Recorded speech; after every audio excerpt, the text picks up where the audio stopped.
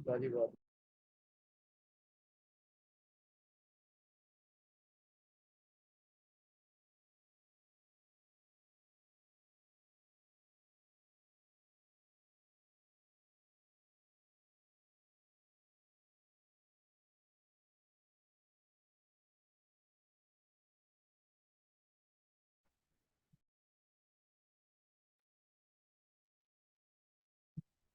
बिस्मिल्लाहिर्रहमानिर्रहीम। अस्सलाम वालेकुम। क्या हाल चाल है आप लोगों का? ठीक ठाक है?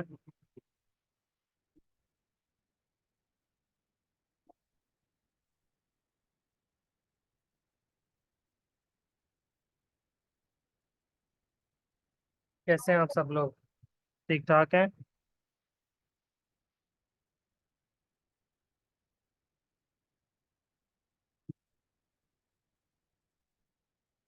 जी, अल्लाह का शुक्र, मैं ठीक ठाक हूँ। अच्छा, मुझे बताइएगा, मेरी आवाज़ में कोई ज़्यादा डिस्टॉर्शन तो नहीं फील हो रही है आप लोगों को?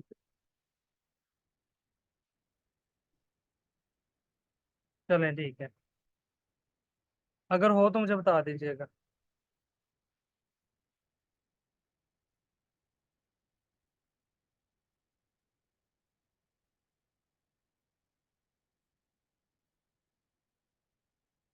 अच्छा जी।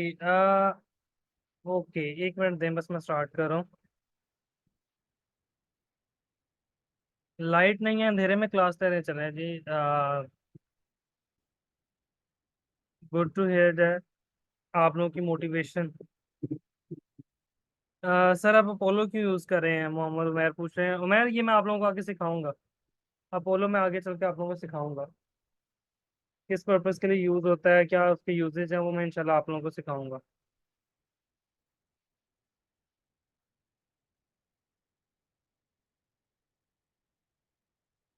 अच्छा जी।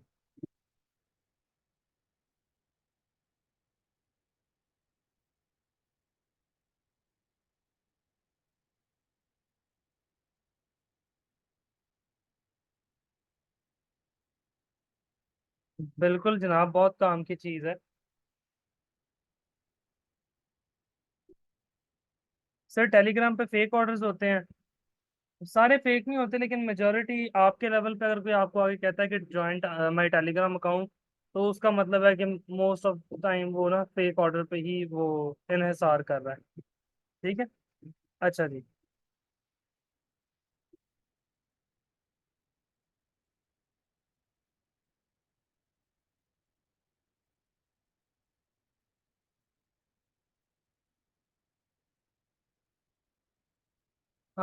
ओके।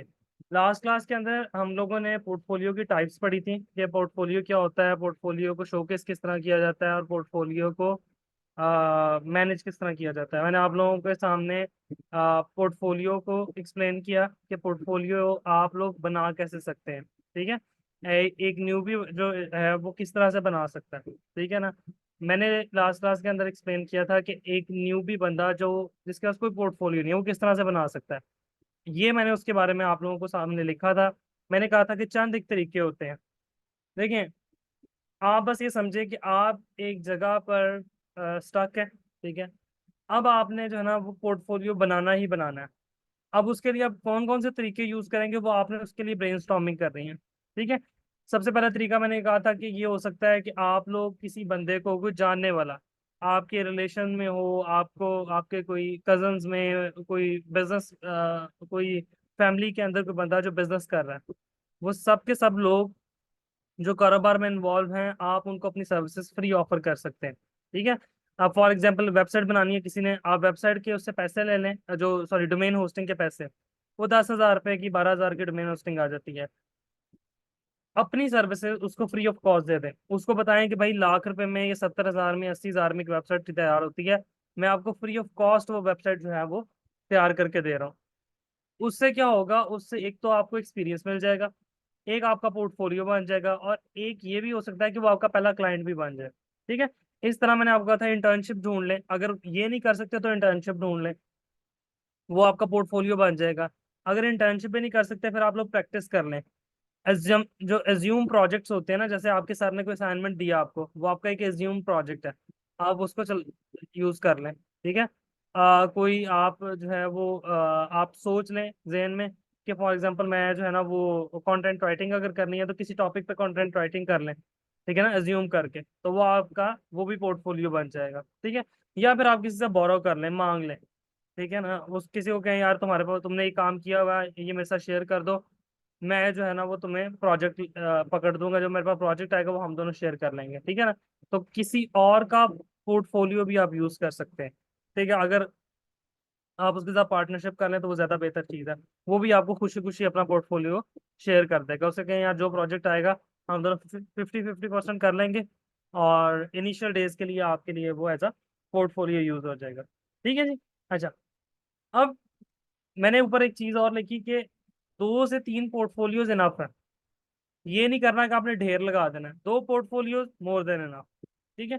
पोर्टफोलियो शो कैसे करना है, पोर्टफोलियो अपने जो क्लाइंट है उसको सेंड कैसे करना है, उसके लिए आप जो है वो कोई स्क्रीनशॉट सेंड कर सकते हैं, स्क्रीन रिकॉर्डिंग्स कर सकते हैं, ठीक है ना। आपको इसको पीडीएफ में बना के, मैंने कल पीडीएफ बनाना सिखाई थी, कि पीडीएफ में इस तरह से उसको कन्वर्ट करके आप अच्छे तरीके से शोकेस कर सकते हैं, अपनी वेबसाइट पे उस केस स्टडी को शोकेस कर सकते हैं, वो भी मैंने आप लोगों को लास्ट क्लास में दिखा दिया, ठीक है, हो गया। अच्छा, इसी तरह से जो वेबसाइट का यूआरएल है, अब वो डायरेक्ट क्लाइंट को सेंड कर दें, कोई वेबसाइट बनाई है, कोई और काम किया जो क्लाइंट का डायरेक्ट काम है, आप वो भी डायरेक्टली सेंड कर सकते हैं, ठीक है जी।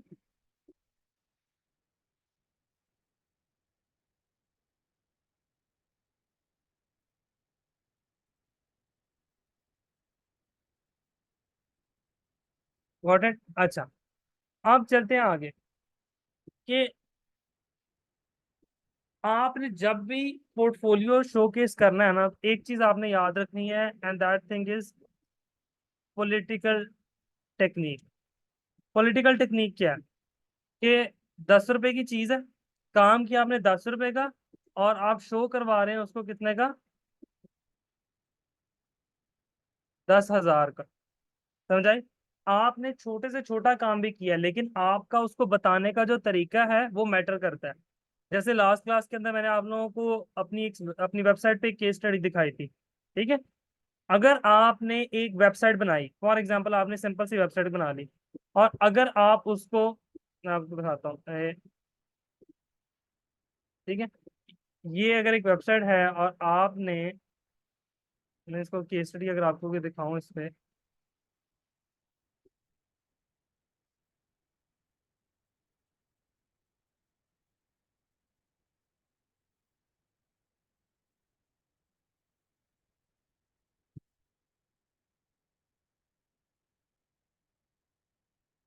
फॉर एग्जांपल ये, अब एक बंदे के लिए आपने वेबसाइट बनाई और उस पर एड चलाई।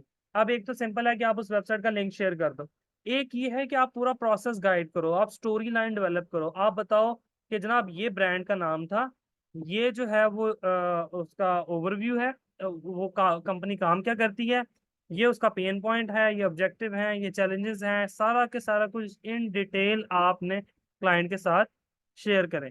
जब ये सारा कुछ आप इन डिटेल क्लाइंट्स के साथ शेयर करेंगे, तो उसका उसको भी लगेगा कि यार आप एक बड़े जो है ना वो हाई फाई काम करने वाले बंदे हैं, कुछ छोटा मोटा नहीं आप काम करते, आप बड़ा जिसे कहते हैं ना कैलकुलेटेड और अच्छे लेवल का काम करते हैं। Got it. तो ये बेसिकली शो करता है कि आपने बनाई तो वेबसाइट, या आपने एक एड चलाई, लेकिन उसको जब शो कर रहे हैं, जब क्लाइंट को अगले नेक्स्ट क्लाइंट को सेंड कर रहे हैं, तो आपने उसकी एक हाइप क्रिएट कर दिया, आपने बताया कि मैंने इसको इस तरह से किया है, मैंने इसको इस तरह से किया है, मैंने इसमें ये चीज ऐड की, मैंने इसमें ये चीज ऐड की। तो ये बेसिकली कहलाती है पॉलिटिकल टेक्निक। जैसे सियासतदान हमारे करते हैं, छोटा सा काम करते हैं, लेकिन इलेक्शन के दिनों में दिखाते या बताते ऐसे हैं जैसे पता नहीं क्या कितना बड़ा काम कर दिया, ठीक है, हो गया।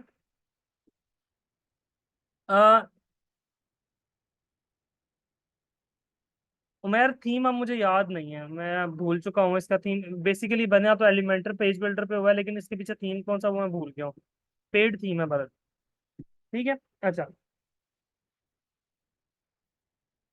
अगर आप अपनी वेबसाइट बनाते हैं, ठीक है, और आप उसके ना, एक वेबसाइट के नॉर्मली 4 से 5 पेजेस होते हैं, ठीक है, ये बात आप याद रखिएगा। फॉर एग्जाम्पल एक पेज हो गया आपका होम का, ठीक है, एक हो गया आपका अबाउट का, एक हो जाता आपकी सर्विसेज का, और एक हो जाता आपके पोर्टफोलियो का, ठीक है ना। कॉन्टैक्ट का भी आप इसमें ऐड कर लें, ठीक है, तो ये बेसिकली आपका पोर्टफोलियो बिल्ड होता है अगर आप अपनी वेबसाइट पे पोर्टफोलियो को शोकेस कर रहे हैं। ठीक है ना। अच्छा, अब मुझे एक चीज बताएं, पॉलिटिकल टेक्निक के बारे में मैं बात कर रहा हूँ, उसी पे को जरा गौर से सुनिएगा। मैं एक क्लाइंट को कहता हूँ कि here is my portfolio, please check it out. ठीक है ना। फॉर एग्जाम्पल मैंने कहा दिया जी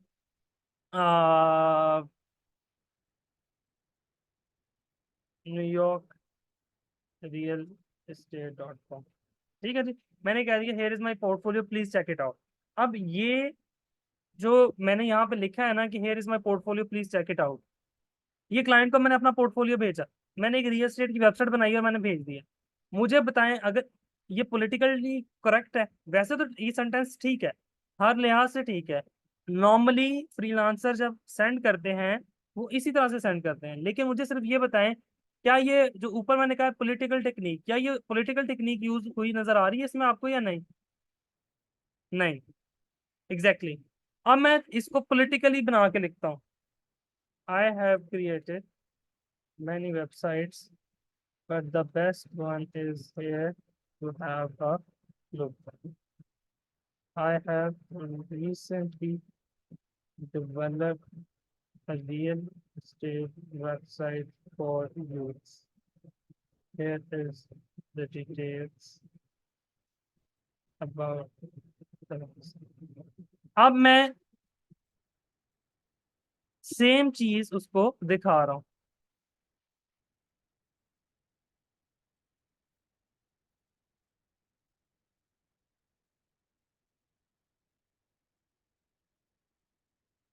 सेम बात की है मैंने, बात सेम है, अगर इसका मीनिंग देखा जाए सेम है, लेकिन उसको तरीके से कि मैंने बहुत सी वेबसाइट बनाई है। मेरी जो रीसेंट वेबसाइट है जो रिसेंटली मैंने डेवलप किया है यूएस की रियल एस्टेट मार्केट के लिए, please have a look for a realtor, ये जो भी लिखना है। अभी तो मैंने इसको एक वो हेयर आर द डिटेल्स, अभी तो मैंने इसको बरल वैसे ही लिख दिया ना, लेकिन इसको और मजीद इंप्रूव भी किया जा सकता है। But just have a look, दोनों बातों को पढ़ने में इम्पैक्ट ही बदल जाता है। बात समझ आ रही है? बैकग्राउंड पे एक ही चीज है। तो ये जो सेल्स की टेक्निक है ना, ये आप लोग इसको समझें, क्योंकि जब एक क्लाइंट आपसे बात कर रहा है ना, आपको लग रहा है सिर्फ वो आपसे बात कर रहा है, वो सिर्फ आपसे बात नहीं कर रहा, उसके पास पीछे पूरी लिस्ट है। हो सकता है वो इन कांटेक्ट हो 3 फ्रीलांसर से, 4 फ्रीलांसर से। अब वो 3 4 फ्रीलांसर से बात कर रहा है जिसमें वो आपसे भी, आप भी उनमें से एक है, लेकिन आपकी बात करने के स्टाइल में डिफरेंस है, आपकी बात करने के स्टाइल में प्रॉपर सेल्समैन अप्रोच है, तो आपकी बात का इम्पैक्ट ही और तरह से होगा। Got it? तो दिस इज द रीजन जो मैं आप लोगों को रिकमेंड करूंगा कि जब भी आपने क्लाइंट्स के साथ बात करनी है तो इस हाइप के साथ बात करनी है, जैसे पता नहीं क्या रॉकेट साइंस है।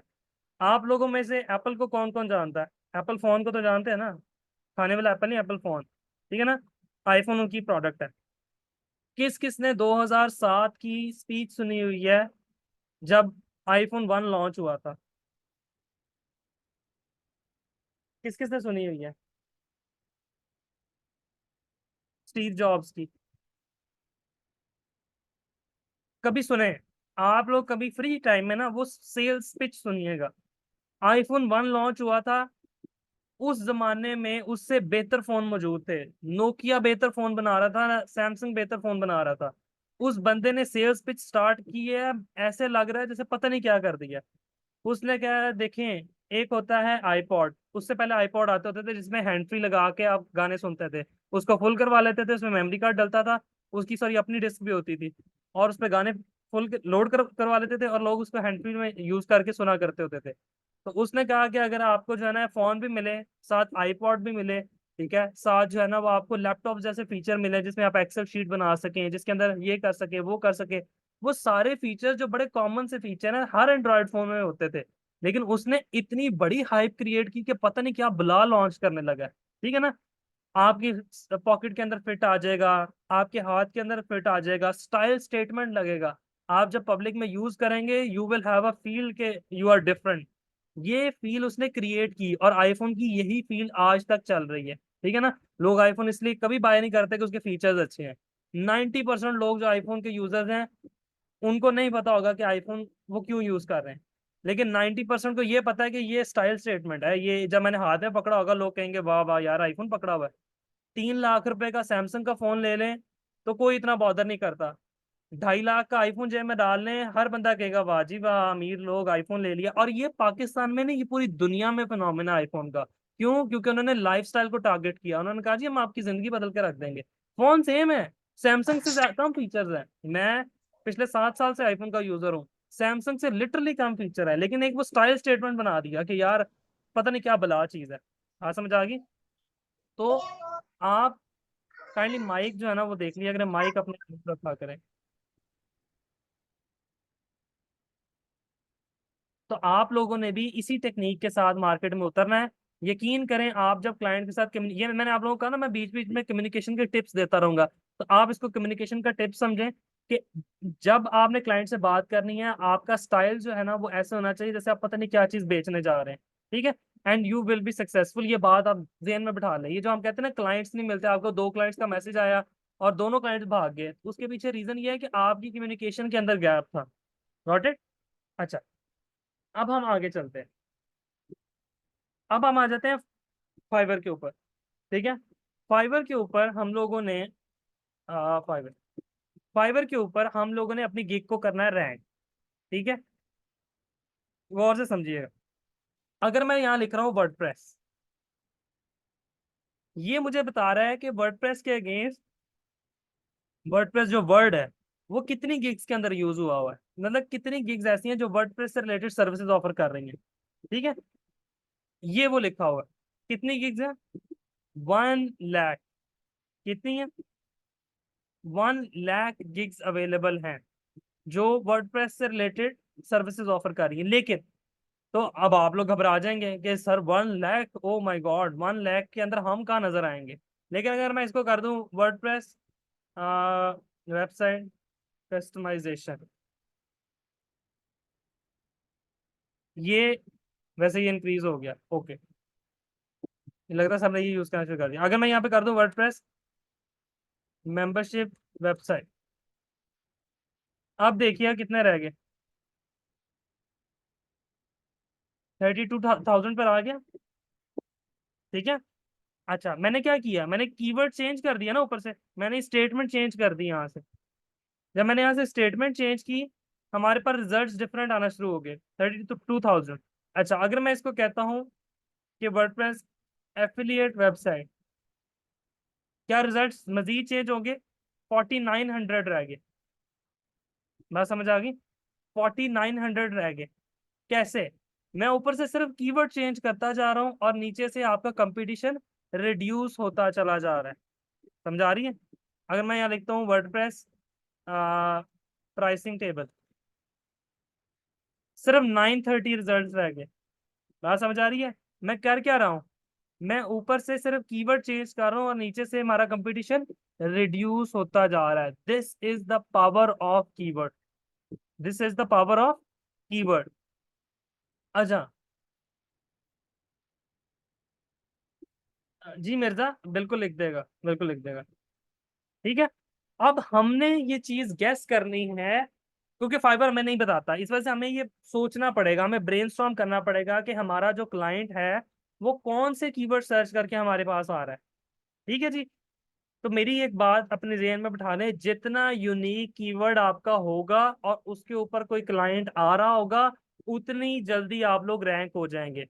अगर आप भी ज्यादा कंपटीशन के अंदर छलांग लगाएंगे तो आप फंस जाएंगे। इसलिए मैं हमेशा कहता होता हूं कि जो सिंपल गिग्स हैं, for example WordPress landing page, अब वर्डप्रेस लैंडिंग पेज या वर्डप्रेस कस्टमाइजेशन इतनी थकी हुई सर्विस है कि हर बंदा यूज कर रहा है। अगर मैं यहाँ पे वर्डप्रेस कस्टमाइजेशन मैंने लिखा था, वर्डप्रेस कस्टमाइजेशन, ये देखें। ठीक है? वर्डप्रेस कस्टमाइजेशन 1 लाख से भी ऊपर, सॉरी, वर्डप्रेस वेबसाइट कस्टमाइजेशन, ठीक है ना, 1,10,000 लोग की सर्विस यूज कर रहे हैं। ठीक है? तो आपने ये सेम सर्विस क्यों लगानी है? आप कीवर्ड चेंज करें, आप ऐसे कीवर्ड्स यूज करें, ऐसी सर्विस इनिशियली देना शुरू करें जो कम लोग ऑफर कर रहे हैं, ताकि आप जल्दी रैंकिंग में आ जाए। ठीक है जी? अब ये कीवर्ड फाइंड कैसे करते हैं, कीवर्ड की साइकोलॉजी क्या है, ये अब हम पढ़ने जा रहे हैं। इस पे जरा आप लोगों ने अब गौर करना है। सबसे पहले कीवर्ड पर आ जाए, और ये सिर्फ फाइवर पे नहीं, ये आपको हर जगह हेल्प देगा। ठीक है? सबसे पहले आ जाते हैं कीवर्ड पे। कीवर्ड होता क्या? कीवर्ड कोई वर्ड्स या सेंटेंस होता है दैट यू सर्च ऑनलाइन। ठीक है ना, कोई ऐसा वर्ड या सेंटेंस जिसको आप ऑनलाइन सर्च करते हैं।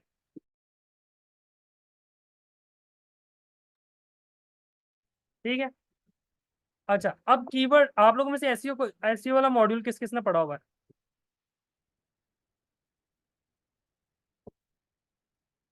चलें, अभी पता लग जाता है, अभी पता लग जाता है। आ, ये पढ़ा एसईओ में क्या होते हैं शॉर्ट टेल कीवर्ड्स?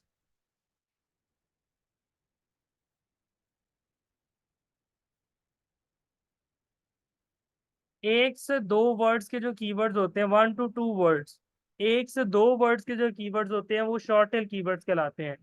एक बात याद रखिएगा। अच्छा चले, मैं पहले एक्सप्लेन कर दूं। ये मीडियम टेल क्या होता है? मीडियम टेल क्या होता है? 3 to 4, 3 to 4 वर्ड्स। ठीक है। लॉन्ग टेल क्या होता है? 4+ वर्ड्स। ठीक है ना, या 5+ कह लें, इसको 5+ में कर देता हूँ। 5+ वर्ड्स जो है बेसिकली 4 to 5 या 5+ जो है ना, वो लॉन्ग टेल कीवर्ड्स में आते हैं। एक बात याद रखिएगा, जब शॉर्ट टेल कीवर्ड्स होंगे ना, ठीक है, शॉर्ट टेल कीवर्ड्स पे क्लाइंट ज्यादा होंगे, क्लाइंट मैक्सिमम होंगे, मतलब ज्यादा क्लाइंट्स आएंगे इस पे, बट कंपटीशन जो है ना वो हाई होगा। ठीक हो गया? अच्छा, एग्जैक्टली exactly. शाबाश, मुझे फख्र हुआ आप लोगों पे कि आप लोगों ने जो सीखा है वो आपको याद भी है। इस पे क्या होगा, क्लाइंट भी मीडियम लेवल पे होंगे एंड कंपटीशन जो है वो भी विल बी मीडियम और हाई। ये बात याद रखिएगा, मीडियम टेल पे भी लाजमी नहीं मीडियम हो, उसमें भी समटाइम हाई होता है। लॉन्ग टेल में हमेशा लेस क्लाइंट्स होंगे बट लेसर कंपटीशन होगा। क्लाइंट्स तो कम होंगे, कंपटीशन और कम होगा। ठीक है ना, तो हमें ऐसे कीवर्ड्स ढूंढने हैं जो लॉन्ग टेल भी हो, और अगर उनको वो शॉर्ट टेल भी हो तो वो यूनिक हो। ठीक हो गया? अच्छा, अब आ जाते हैं इधर, यहाँ पे जरा गौर फरमाएं। अगर मैं ये सोशल मीडिया मार्केटिंग वाले, मैं यहाँ लिखता हूँ social media marketing, look at the result, 10,000+ gigs लगी हैं। अगर मैं यहाँ लिखता हूँ फेसबुक एड्स, 29,000 से ज्यादा गिग्स हैं, 29,000 लोग फेसबुक एड्स की सर्विस दे रहे हैं। अगर मैं कर देता हूँ TikTok ads, TikTok ads, let's see, सिर्फ 4,400 लोग सर्विसेज दे रहे हैं। अगर मैं कर देता हूँ Snapchat ads,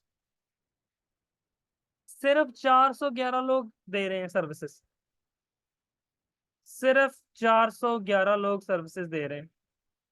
one of my gig should be here. Okay, ठीक हो गया। अच्छा, फिर अगर मैं गूगल एड्स पे चला जाता हूँ, 17,000। अगर मैं गूगल सर्च एड्स पे चला जाता हूँ, 38,000। अगर मैं गूगल डिस्प्ले एड्स पे चला जाता हूँ, देख रहे हैं, चेंज होते जा रहा है, सिनेरियो साथ साथ चेंज होता जा रहा है। इसी तरह से आपने कीवर्ड्स के साथ प्ले अराउंड करना है, आपने कीवर्ड्स के साथ खेलना है। फिर आपने फाइनली डिसाइड करना है कि आप कौन से कीवर्ड्स और कौन सी नीश के अंदर, अपनी नीश के अंदर किन कीवर्ड्स पे काम करेंगे। हाँ, समझा रही है? पहले आप लोगों ने प्रॉपर कीवर्ड रिसर्च करनी है, फिर डिसाइड करना है कि आप कौन से कीवर्ड्स के साथ प्ले करेंगे, कौन से कीवर्ड्स को यूज करेंगे। Got it? जी, आपने अपने, हमारे कीवर्ड्स ही हमारे गिग है। आपने पहले कीवर्ड रिसर्च करनी है, वो कीवर्ड रिसर्च की बेस पे आपने गिग्स बनानी है। अगर आप डायरेक्टली बनाएंगे ना तो आपको पता ही नहीं होगा कि इसके अगेंस्ट कंपटीशन कितना है। और 99% फ्रीलांसर जो अभी भी फाइवर पे काम कर रहे हैं वो यही गलती करते हैं, जाते हैं फाइवर सीधी तरह गिग बना देते हैं, यूट्यूब से देखा, इधर उधर से देखा, गिग बना दी। अब पता ही नहीं कंपटीशन कितना है, बाद में हाथ पे हाथ रख के बैठे हैं, ना कोई मैसेज आ रहा है, ना कोई क्लाइंट कांटेक्ट कर रहा है, इवन फेक ऑर्डर्स भी करवा लेते हैं, फिर भी क्लाइंट नहीं आ रहा। क्यों? कंपटीशन इतना ज्यादा है। देखे ना, एक मार्केट के अंदर, ठीक है ना, 1,000 सेलर बैठा हुआ है। ठीक है, आप एक एक चीज जरा गौर करें। मैं अब ये जरा से जरा थोड़ी फनी एग्जांपल, फनी तो नहीं, एक डिफरेंट एग्जांपल। लाहौर के अंदर लिबर्टी मार्केट का पता है, कुछ लोग पता होगा, आप लोग जो लाहौर वाले उनको तो पता होगा। वहां पे सबसे ज्यादा सेल किसकी होती है? कपड़ों वालों की तो होती है। वो कपड़े की मार्केट है, मोस्टली लेडीज ब्रांड्स है वहां पे। औरतों के कपड़ों की मार्केट है, औरतों के कपड़ों का कंपटीशन वहां पे हाई है या नहीं है? हाई है ना। एक एक गली के अंदर 15-15 20-20 दुकानें हैं कपड़े की, ऐसे ही है, कंपटीशन हाई है। लेकिन उसी मार्केट के अंदर जो चना चाट वाला बैठा हुआ है, जो गोलगप्पे वाला बैठा हुआ है, उसके पास कोई कंपटीशन है? नहीं है। एंड मैं ऑनेस्टली बता रहा हूँ, वो चना चाट वाला, वो आइसक्रीम वाला, वो गोलगप्पे वाला ज्यादा पैसे कमा रहा है कुछ क्लोथिंग सेंटर से। क्यों? वो यूनिक जगह पे आके बैठ गया है। ठीक है ना, आप लोगों को बात मजाइया लगेगी, लेकिन ये सीरियसली ऐसा है। वो उनसे ज्यादा पैसे कमा रहा है क्योंकि उसने डिफरेंट जगह पे डिफरेंट, वो यूनिकनेस की तरफ चला गया ना। ठीक है। वो फूड स्ट्रीट के अंदर जाके गोलगप्पे लगाता, शायद उतने ना बिकते, लेकिन उसने कपड़ों की मार्केट में गोलगप्पे लगा दिए, बिक रहे हैं। तो क्या है? डिफरेंट यूनिक चीज ऑफर कर रहा है।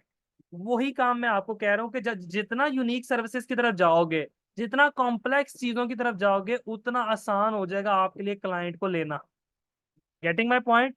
देखिए, आपके आसपास बहुत से फ्रीलांसर अवेलेबल होंगे, पाकिस्तान के अंदर ढेर लगा पड़ा है, इंडिया के अंदर ढेर लगा पड़ा है। लेकिन आप अगर थोड़ी सी यूनिक स्किल सीखते हैं, थोड़ी सी बेहतर स्किल सीखते हैं, थोड़ी सी कॉम्प्लेक्स की, फॉर एग्जांपल वर्डप्रेस की वेबसाइट बनाना तो सबको आता होगा।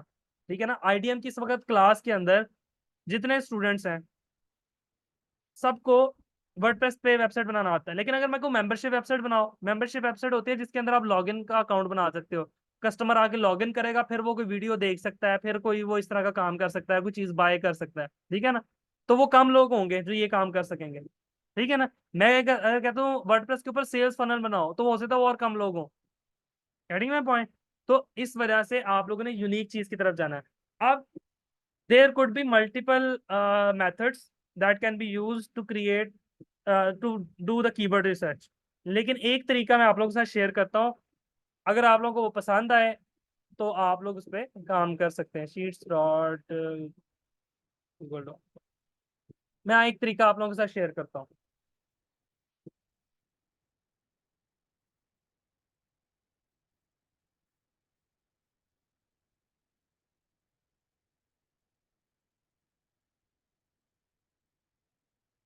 ये देखें, इसको आपकी क्लास के नाम दे देता हूँ, फ्रीलांसिंग।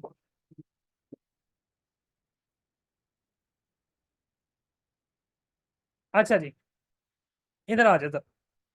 आप लोगों ने करना क्या है, ये आप लोग, ये मैं शीट बना के दे रहा हूँ, ये एक समझ ले सैंपल शीट है। आप लोग इस तरह की सेम शीट भी बना सकते हैं। ठीक हो गया।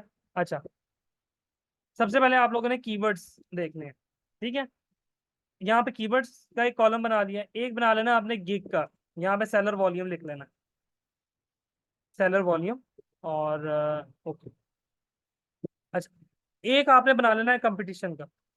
ठीक है ना। ये मैं आपको देसी तरीका, मतलब देसी नहीं, जेन्युइन तरीका बता रहा हूँ, क्योंकि फाइबर आपको उस तरह से खुद से नहीं बताता, आप लोगों को कुछ कीवर्ड रिसर्च करनी पड़ती है।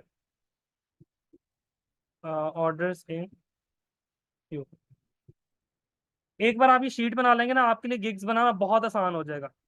ठीक है ना, और ये आपको बहुत हेल्पफुल होगा। अच्छा जी, चलें, ठीक हो गया। अच्छा, अब हमने करना क्या है, हमने कुछ कीवर्ड सर्च करने हैं अपनी फील्ड से रिलेटेड। फॉर एग्जांपल मैं अगर वर्डप्रेस के बारे में बात करता हूँ, तो वर्डप्रेस को मैं यहाँ सर्च करता हूँ, यहाँ पर आ गया 1 लाख। अच्छा, मैंने यहाँ पे लिख दिया 1 लाख। ठीक है ना। अच्छा, सॉरी, यहाँ मैंने लिखा वर्डप्रेस, यहाँ पे लिखा मैंने 1 लाख सेलर्स अवेलेबल है। ठीक हो गया। अब आपको दिखने में ये क्या लग रहा है, कंपटीशन हाई लग रहा है, लो लग रहा है? चलो, इसका मैं एक क्राइटेरिया आपको बताता हूँ। अगर तो 10K से ऊपर है तो मीडियम कंपटीशन आपने जेन में रखना है। अगर लेस देन 10,000 है तो फिर लो कंपटीशन है। ठीक है। और अगर अबव 25,000 है, ठीक है ना, तो हाई कंपटीशन आपने कंसीडर कर लेना है। ठीक है ना, ये मैं आपको एक रूल ऑफ थंब बता दिया। Got it? अच्छा, कंपटीशन आपके मुताबिक क्या है इसमें? हाई है, इसको हाई लिख दें, वेरी वेरी हाई लिख दें, जो मर्जी लिख दें। ठीक हो गया। अच्छा, अब ऑर्डर्स इन क्यू आपने कैसे देखने हैं? ठीक है। यहाँ पे आपने डिसाइड करना है कि इसके अंदर ऑर्डर्स इन क्यू कैसे हैं, अब वो मैं कैसे करना है। वर्डप्रेस सर्च किया, टॉप कुछ गिग्स आपने ओपन करनी है रैंडमली। फॉर एग्जांपल आप लोगों ने टॉप रेटेड को और फाइवर चॉइस को ओपन नहीं करना। यहाँ पे बेशक जाके आप चूज कर लें कि सेलर डिटेल में जाएं, लेवल 1, लेवल 2, न्यू सेलर, इन लोगों को आप जो चूज कर लें।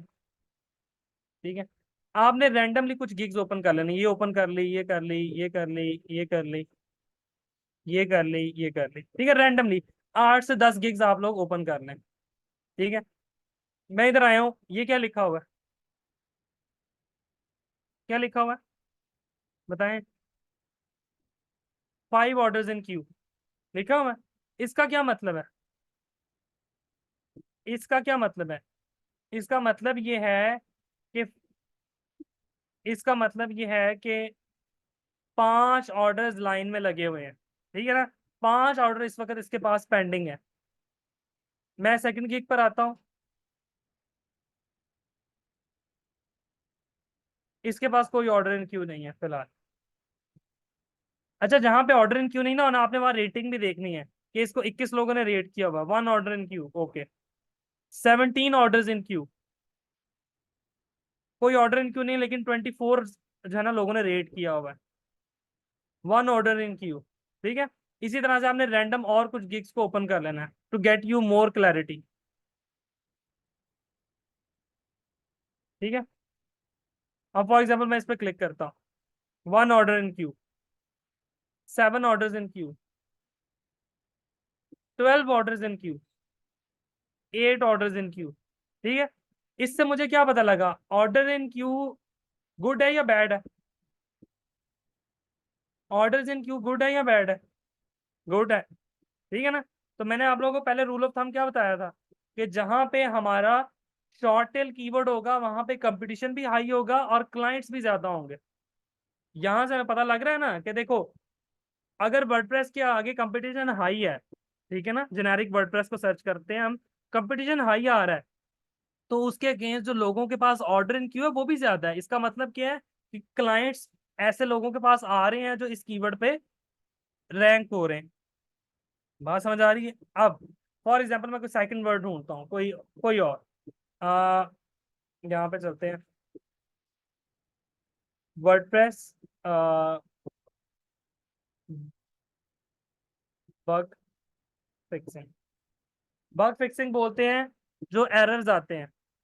16,000 सर्चेज आ रही हैं। ठीक है, 16,000 हमने यहाँ पे लिख दिया, वर्डप्रेस बग फिक्सिंग। कितनी सर्चेज आ रही हैं, 16,000। कंपटीशन क्या है, कंपटीशन क्या है, मीडियम। ठीक है, आप ऑर्डर्स इन क्यू कैसे देखने हैं, रैंडम ऑर्डर्स को ओपन करके देख लें। पहले पेज पे जो ऑर्डर्स आ रहे हैं उनको रैंडमली ओपन करके देख लें आप। ले मैंने कुछ ऑर्डर्स ओपन किए हैं, लेट्स सी, कुछ ओपन किए हैं। अच्छा, एक बात और याद रखें, फाइबर में कुछ कैटेगरीज के अंदर आपको ऑर्डर इन क्यू शो होगा, कुछ कैटेगरीज में नहीं होगा। जैसे ये जो बग फिक्सिंग की कैटेगरी, इसके अंदर ऑर्डर्स इन क्यू शो नहीं होता। ठीक है, यहाँ पे कहीं ऑर्डर्स इन क्यू नहीं आ रहा, लेकिन यहाँ पे ये चीज शो हो रही है, 547 ऑर्डर्स कंप्लीटेड। क्लाइंट्स आए हैं तो उसने ऑर्डर कंप्लीट किया है ना, इट मींस इसके ऊपर ट्रैफिक आ रही है। Got it. अच्छा, फिर आ जाते हैं इस पे, सेकंड वाले पे। एक मिनट, ये लोड हो जाए जरा।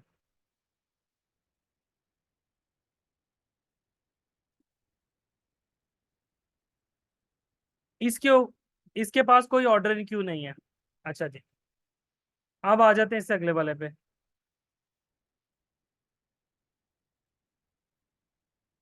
इसके पास भी कोई ऑर्डर इन क्यू नहीं है। इससे अगले वाले भाई साहब पर आ जाते हैं।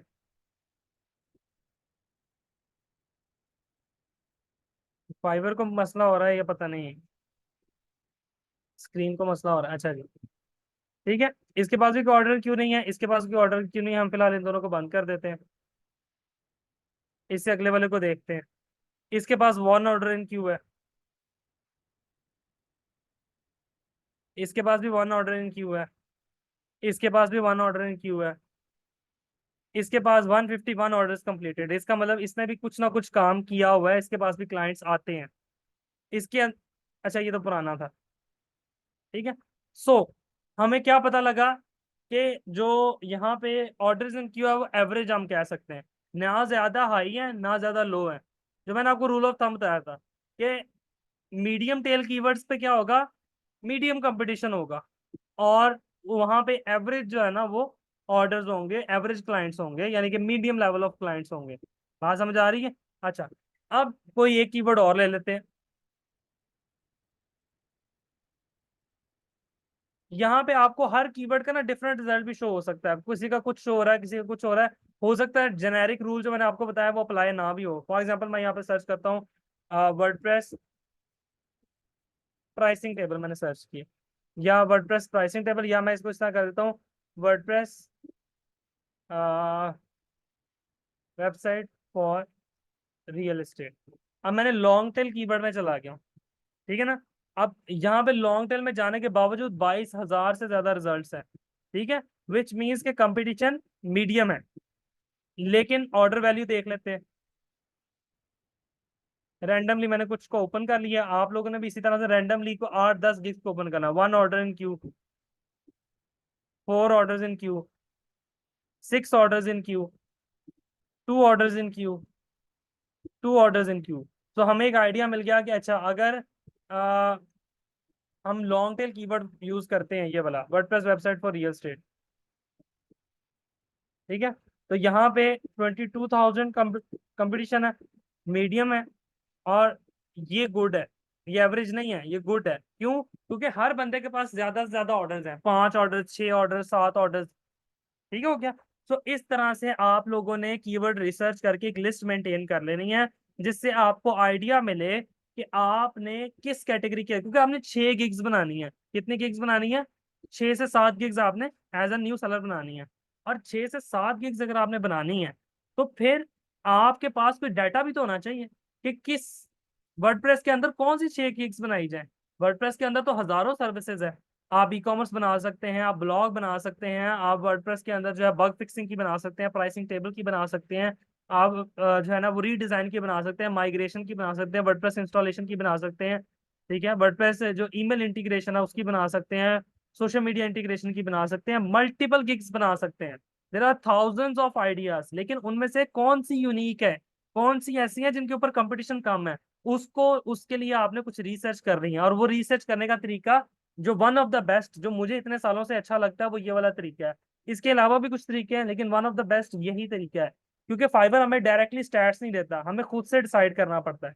जब हमें खुद से डिसाइड करना पड़ता है तो this is one of the best जो मुझे पसंद है। अब यहाँ पे आपका एक क्वेश्चन होना चाहिए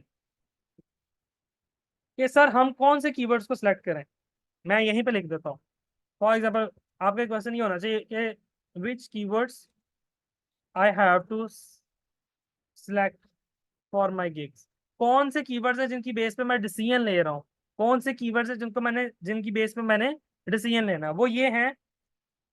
लो कंपटीशन होना चाहिए, ठीक है ना, less gigs in the category, या less gig against the keyword search, ठीक है जी। लो कंपटीशन होना चाहिए, और ऑर्डर इन क्यू जो है वो शुड बी फ्यू ऑर्डर्स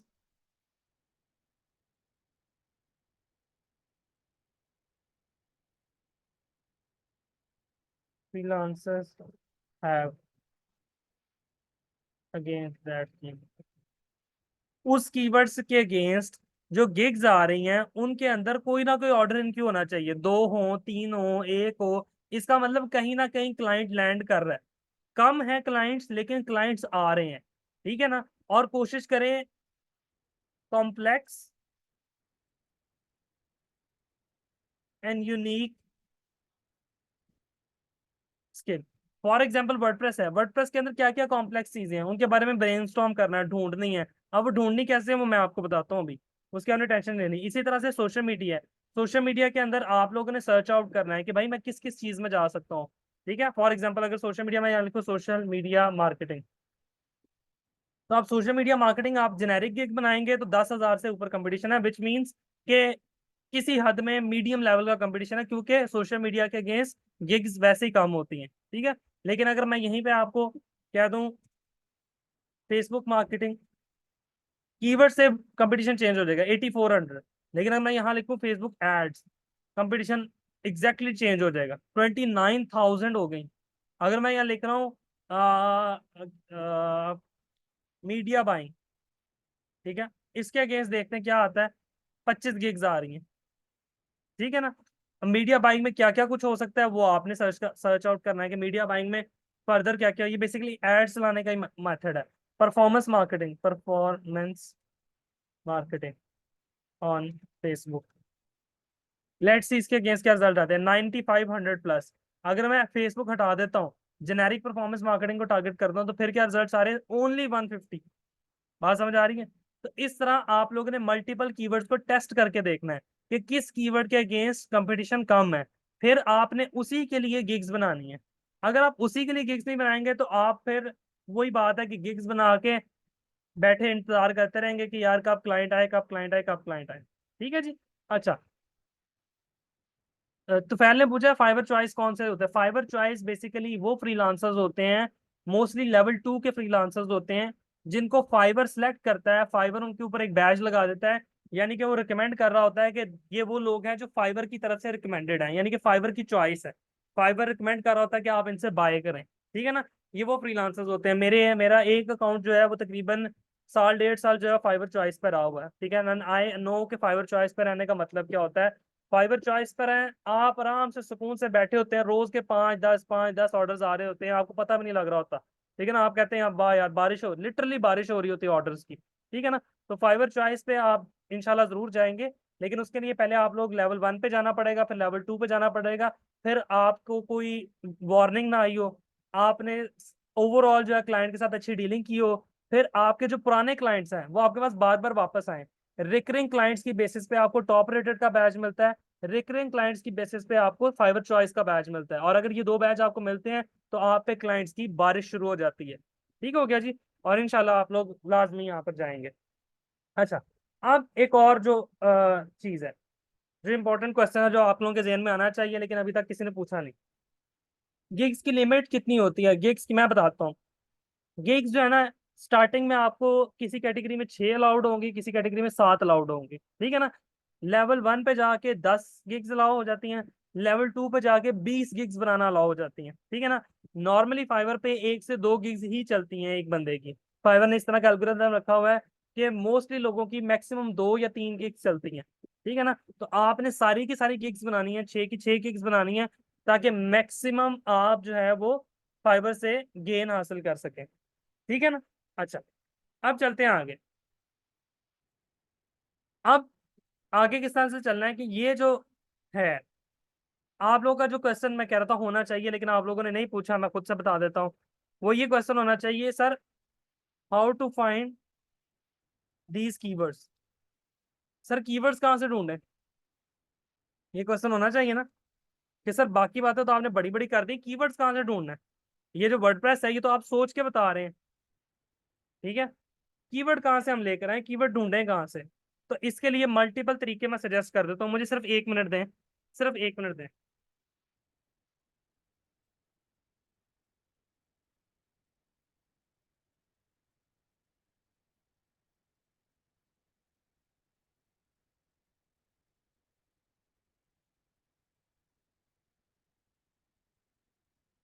अच्छा जी,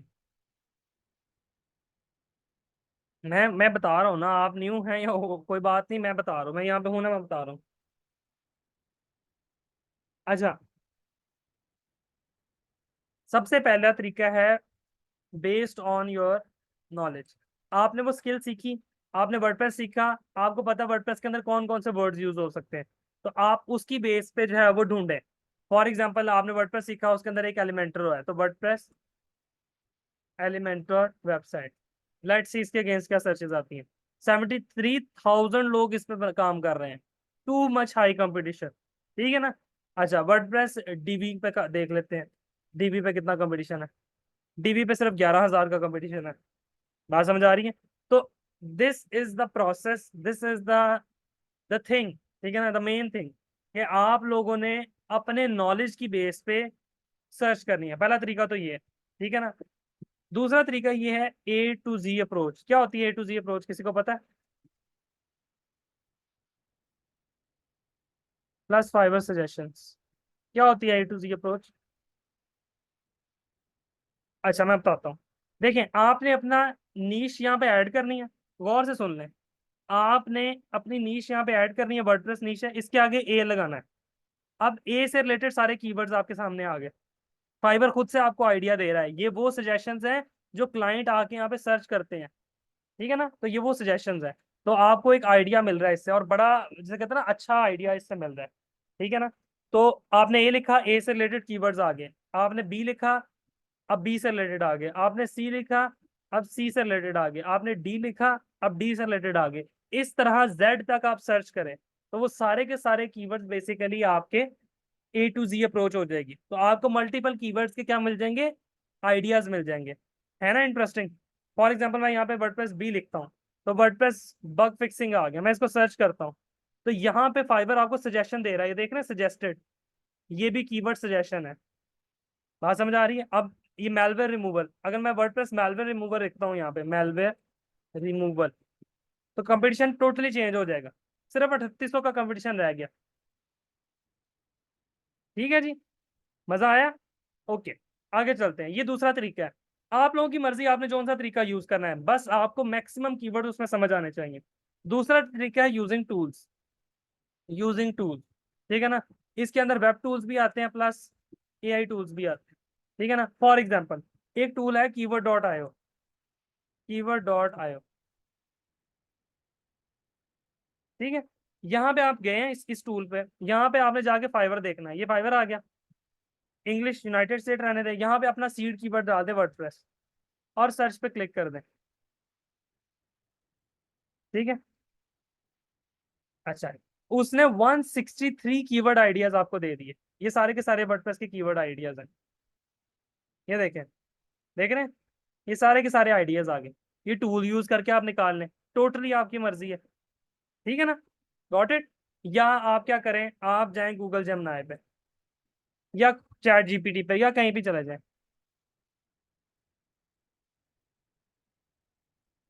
गूगल जेमिनी पे हम गए, हम यहाँ पे प्रॉम्प्ट लिखते हैं कि I am creating gigs on Fiverr related to WordPress. Please suggest some long tail keywords in that category that will help in your brand against Fiverr search. Let's see किस तरह के देता है। उसने आपको आइडियाज देना शुरू कर दिए। Migrate WordPress website, trouble shoot WordPress, install configure WordPress, build WordPress. इसके अलावा आप इसको और कोई कमांड भी दे सकते हैं। इसको सिर्फ सिंपल ये कह सकते हैं कि गिव मी कीवर्ड आइडियाज, वो मल्टीपल कीवर्ड आइडियाज दे देगा। ChatGPT से पूछें, ठीक है। आपके फोन के अंदर व्हाट्सएप के ऊपर फेसबुक लामा का, व्हाट्सएप पे फेसबुक के ऊपर जाके सर्च में ऊपर देखेंगे ना, लिखा हुआ है आस्क AI, लिखा होता है ना। वो एक मेटा AI का बना हुआ है गोल सा दायरा, वो बेसिकली लामा यूज हो रहा है, उसके पीछे जो LLM मॉडल यूज हो रहा है उसका नाम लामा है, LAMA, लामा। आप उससे पूछें, वो आपको बड़े बड़े यूनिक आइडियाज दे देगा। तो ये चौथा सजेशन है मेरी तरफ से, ठीक हो गया। यहाँ मैं लिख देता हूँ वैसे keywords.io और ChatGPT और Gemini और मेटा AI, ठीक हो गया जी। तो ये मल्टीपल तरीके हैं जिनसे आप कीवर्ड्स के बारे में ब्रेनस्टॉर्मिंग कर सकते हैं। एक बात याद रखिएगा, अपनी गिग बनाने से पहले अच्छी तरह से ब्रेनस्टॉर्मिंग करना जरूरी है, ताकि आपको पता लगे यूनिक सर्विसेज कौन कौन सी हैं। और जब आप यूनिक सर्विसेज डिसाइड कर लेंगे तो ना सिर्फ फाइबर पे बल्कि बाकी प्लेटफॉर्म पे भी आपके लिए आसान हो जाएगा ग्रो करना।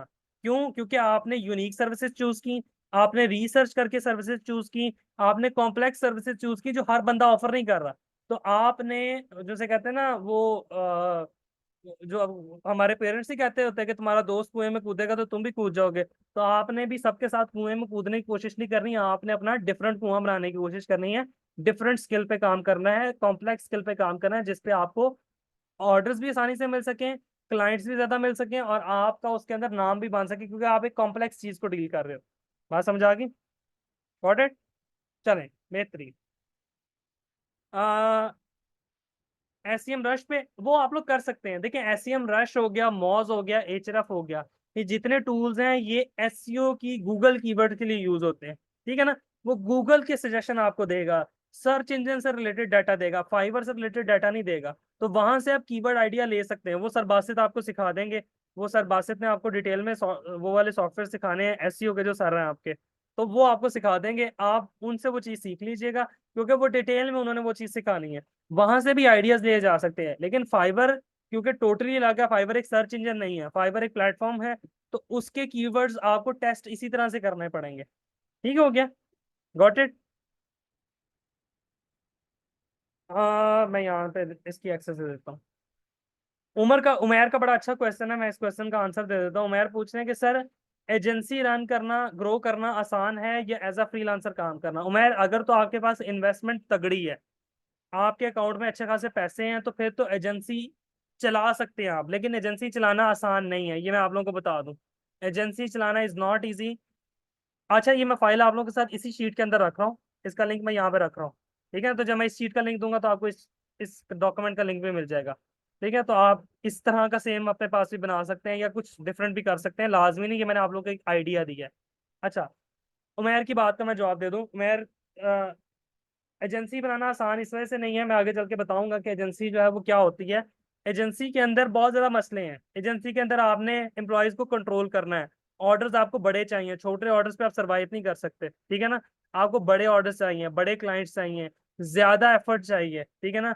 कुछ क्लाइंट्स चाहिए जो परमानेंट बेसिस पे लॉन्ग टर्म चलें, ताकि आपके पास ज्यादा रेवेन्यू आए, जिससे आपने अपनी ऑपरेशनल कॉस्ट कॉस्ट निकालनी है, आपकी जो एम्प्लॉयज की सैलरी, दफ्तर के खर्चे, जो आपने टूल्स बाय किए होंगे, वो सारा कुछ। तो एज अ फ्रीलांसर काम करना कंपैरेटिवली आसान इसलिए है कि आप पे कोई डिपेंडेंट नहीं है। अगर आप कुछ नहीं कमा रहे तो सिर्फ आप इफेक्ट हो रहे होंगे, ठीक है ना। एफर्ट आपको उतनी स्टार्टिंग में नहीं करनी पड़ रही, लेकिन अगर आपके अकाउंट में पैसे अच्छे पड़े हैं, आपके पास 20-25 लाख की इन्वेस्टमेंट है कम से कम, then go for agency.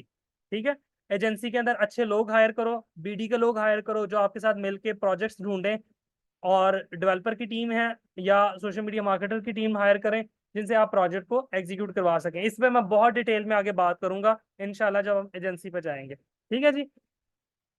Agency चलाने का मतलब यह है कि आप बड़े लेवल पे काम करें, फ्रीलांसिंग का काम बड़े लेवल पे, ज्यादा क्लाइंट्स लेकर आ रहे हैं, एम्प्लॉयज हायर कर रहे हैं, वो सारा काम बेसिकली जो होता है वो मैं आगे चल के बात करूंगा उस पर, आप लोग अभी कंफ्यूज ना हो। अच्छा, अब बात करते हैं फाइवर के डिफरेंट लेवल्स पे। मैं अभी गिग की तरफ आता हूँ। अब बात करते हैं फाइवर लेवल्स पे। फाइबर के जो लेवल्स है ना, वो दो तरह के होते हैं। एक होते हैं ऑटोमेटेड, और एक होते हैं हैंड पिक। ऑटोमेटेड का क्या मतलब है? ऑटोमेटेड का मतलब यह है कि आपने प्रोफाइल बनाई, उसके बाद आपने ऑर्डर्स लेते जाना, और फाइवर ने आपको ऑटोमेटिकली प्रमोट करते जाना है। फॉर एग्जाम्पल, अगर मैं कहता हूँ न्यू सेलर्स, आप जब अकाउंट बनाएंगे आप न्यू सेलर होंगे, ठीक है ना। उसके बाद फाइवर आपको प्रमोट करेगा, लेवल 1 सेलर कर देगा। कब करेगा ये हम फाइबर से पूछ लेते हैं। ये मैं आपको बताता हूँ, आपने यहाँ जाके सर्च करना फाइबर लेवल्स। ये आपके पास आ,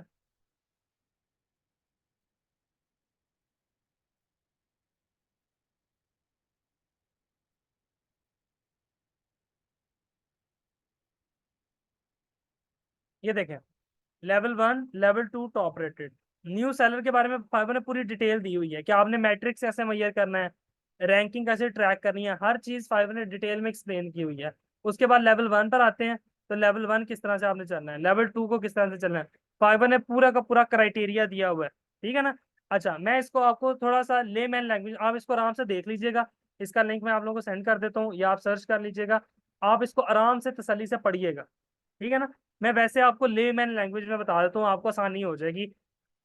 लेवल 1 पे आने के लिए आपको certain number of orders complete करने पड़ते हैं। फॉर एग्जांपल, आपने 20 ऑर्डर्स कंप्लीट करने हैं और $200 की अर्निंग करनी है, तो आप लेवल 1 पर आ जाएंगे। उसके अलावा आपकी रेटिंग अच्छी होनी चाहिए, आपने किसी क्लाइंट के साथ बदतमीजी ना की हो, उस क्लाइंट ने आपको रिपोर्ट ना किया हो, आपके जो ऑर्डर कैंसिलेशन रेशियो है, यानी कि ऑर्डर जो आपके कैंसिल होते हैं, वो कम से कम ऑर्डर्स आपके कैंसिल होने चाहिए, ठीक है ना। तो ये सारा का सारा कुछ बेसिकली कंसीडर करता है फाइबर, फिर आपको लेवल 1 पर ले जाता है। लेवल 1 पर आने के बाद आपने $2000 तक के ऑर्डर्स कंप्लीट करने हैं, $2000 आपने कमाना है, ठीक है ना। और मेरे ख्याल से 50 ऑर्डर्स की शायद लिमिट है, वो आपने कंप्लीट करनी है। और इसी तरह से आपने एक खास रेटिंग मेंटेन करके रखनी है, 4.9 की रेटिंग मेंटेन करके रखनी है।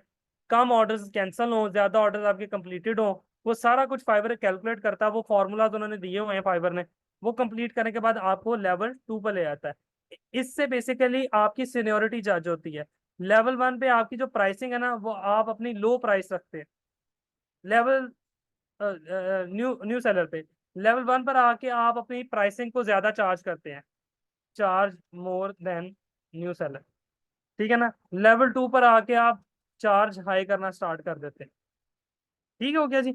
अच्छा, उसके बाद आ जाता है फाइबर का हैंड पिक्ड लेवल। इसको मैं हैंड पिक्ड लेवल इस वजह से कह रहा हूँ कि ये वो लेवल्स है जो ऑटोमेटेड नहीं है। ये फाइवर की टीम बैठ के आपकी प्रोफाइल स्टडी करती है और फिर आपको प्रमोट करती है। इसके अंदर टॉप रेटेड आ जाता है, टॉप रेटेड सेलर्स, ठीक है ना। आप अक्सर देखिएगा टॉप रेटेड, वो फाइवर की टीम इंटरव्यू देखती है उस बंदे को कि ये एलिजिबल है, उसको नोटिफिकेशन भेजती है, नोटिफिकेशन के थ्रू उसको उसकी कॉल स्केड्यूल करती है, उसका प्रॉपर इंटरव्यू लेती है।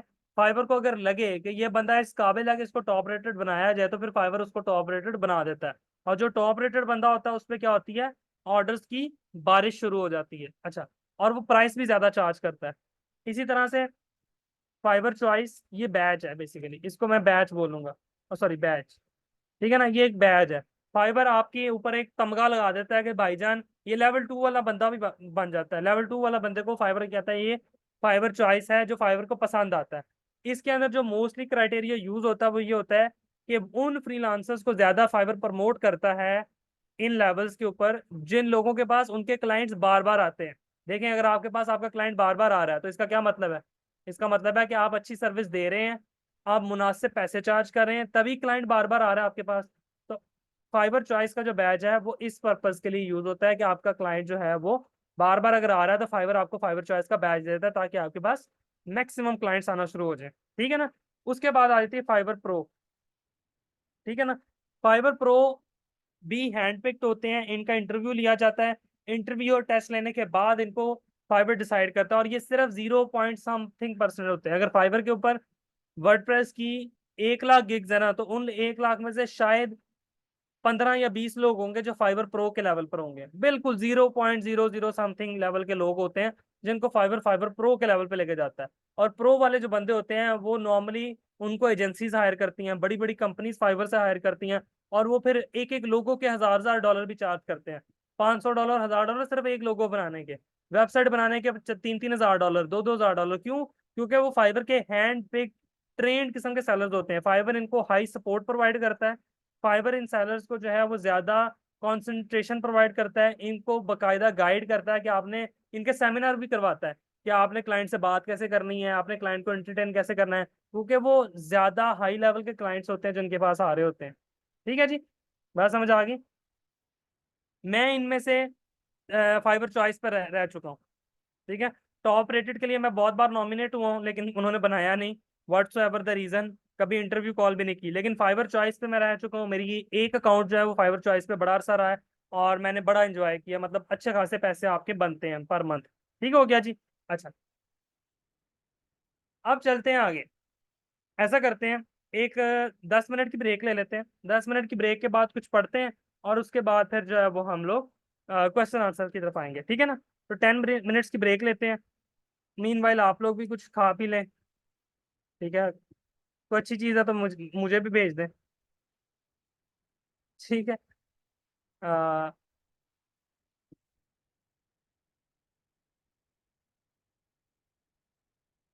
ठीक है जी, 10 मिनट बाद मिलते हैं।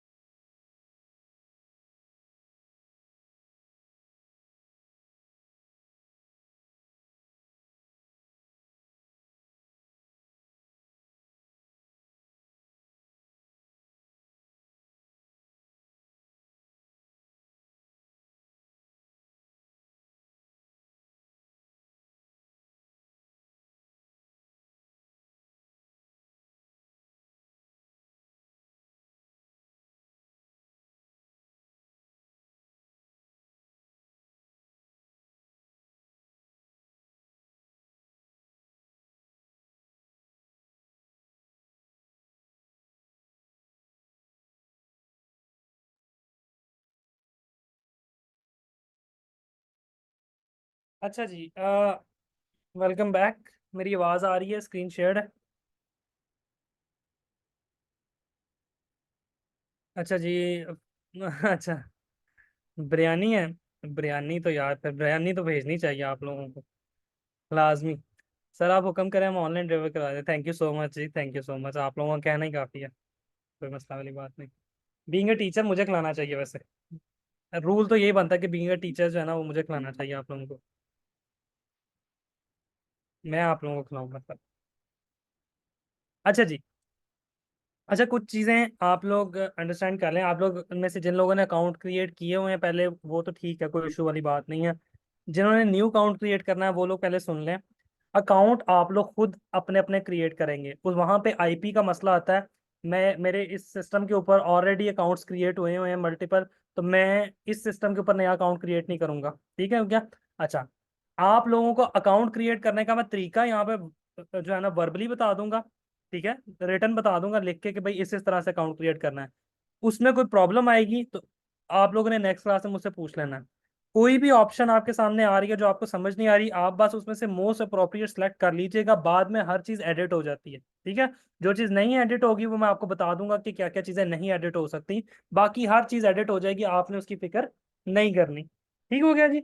अच्छा, अब आपने अब आप लोगों ने, मैं यहाँ पे न्यू अकाउंट बनाने का सारा प्रोसेस लिख रहा हूँ, आप लोगों ने उसको गौर से समझ लेना है। आप लोगों ने अपने अपने सिस्टम के ऊपर अकाउंट क्रिएट कर लेना है। ठीक है ना?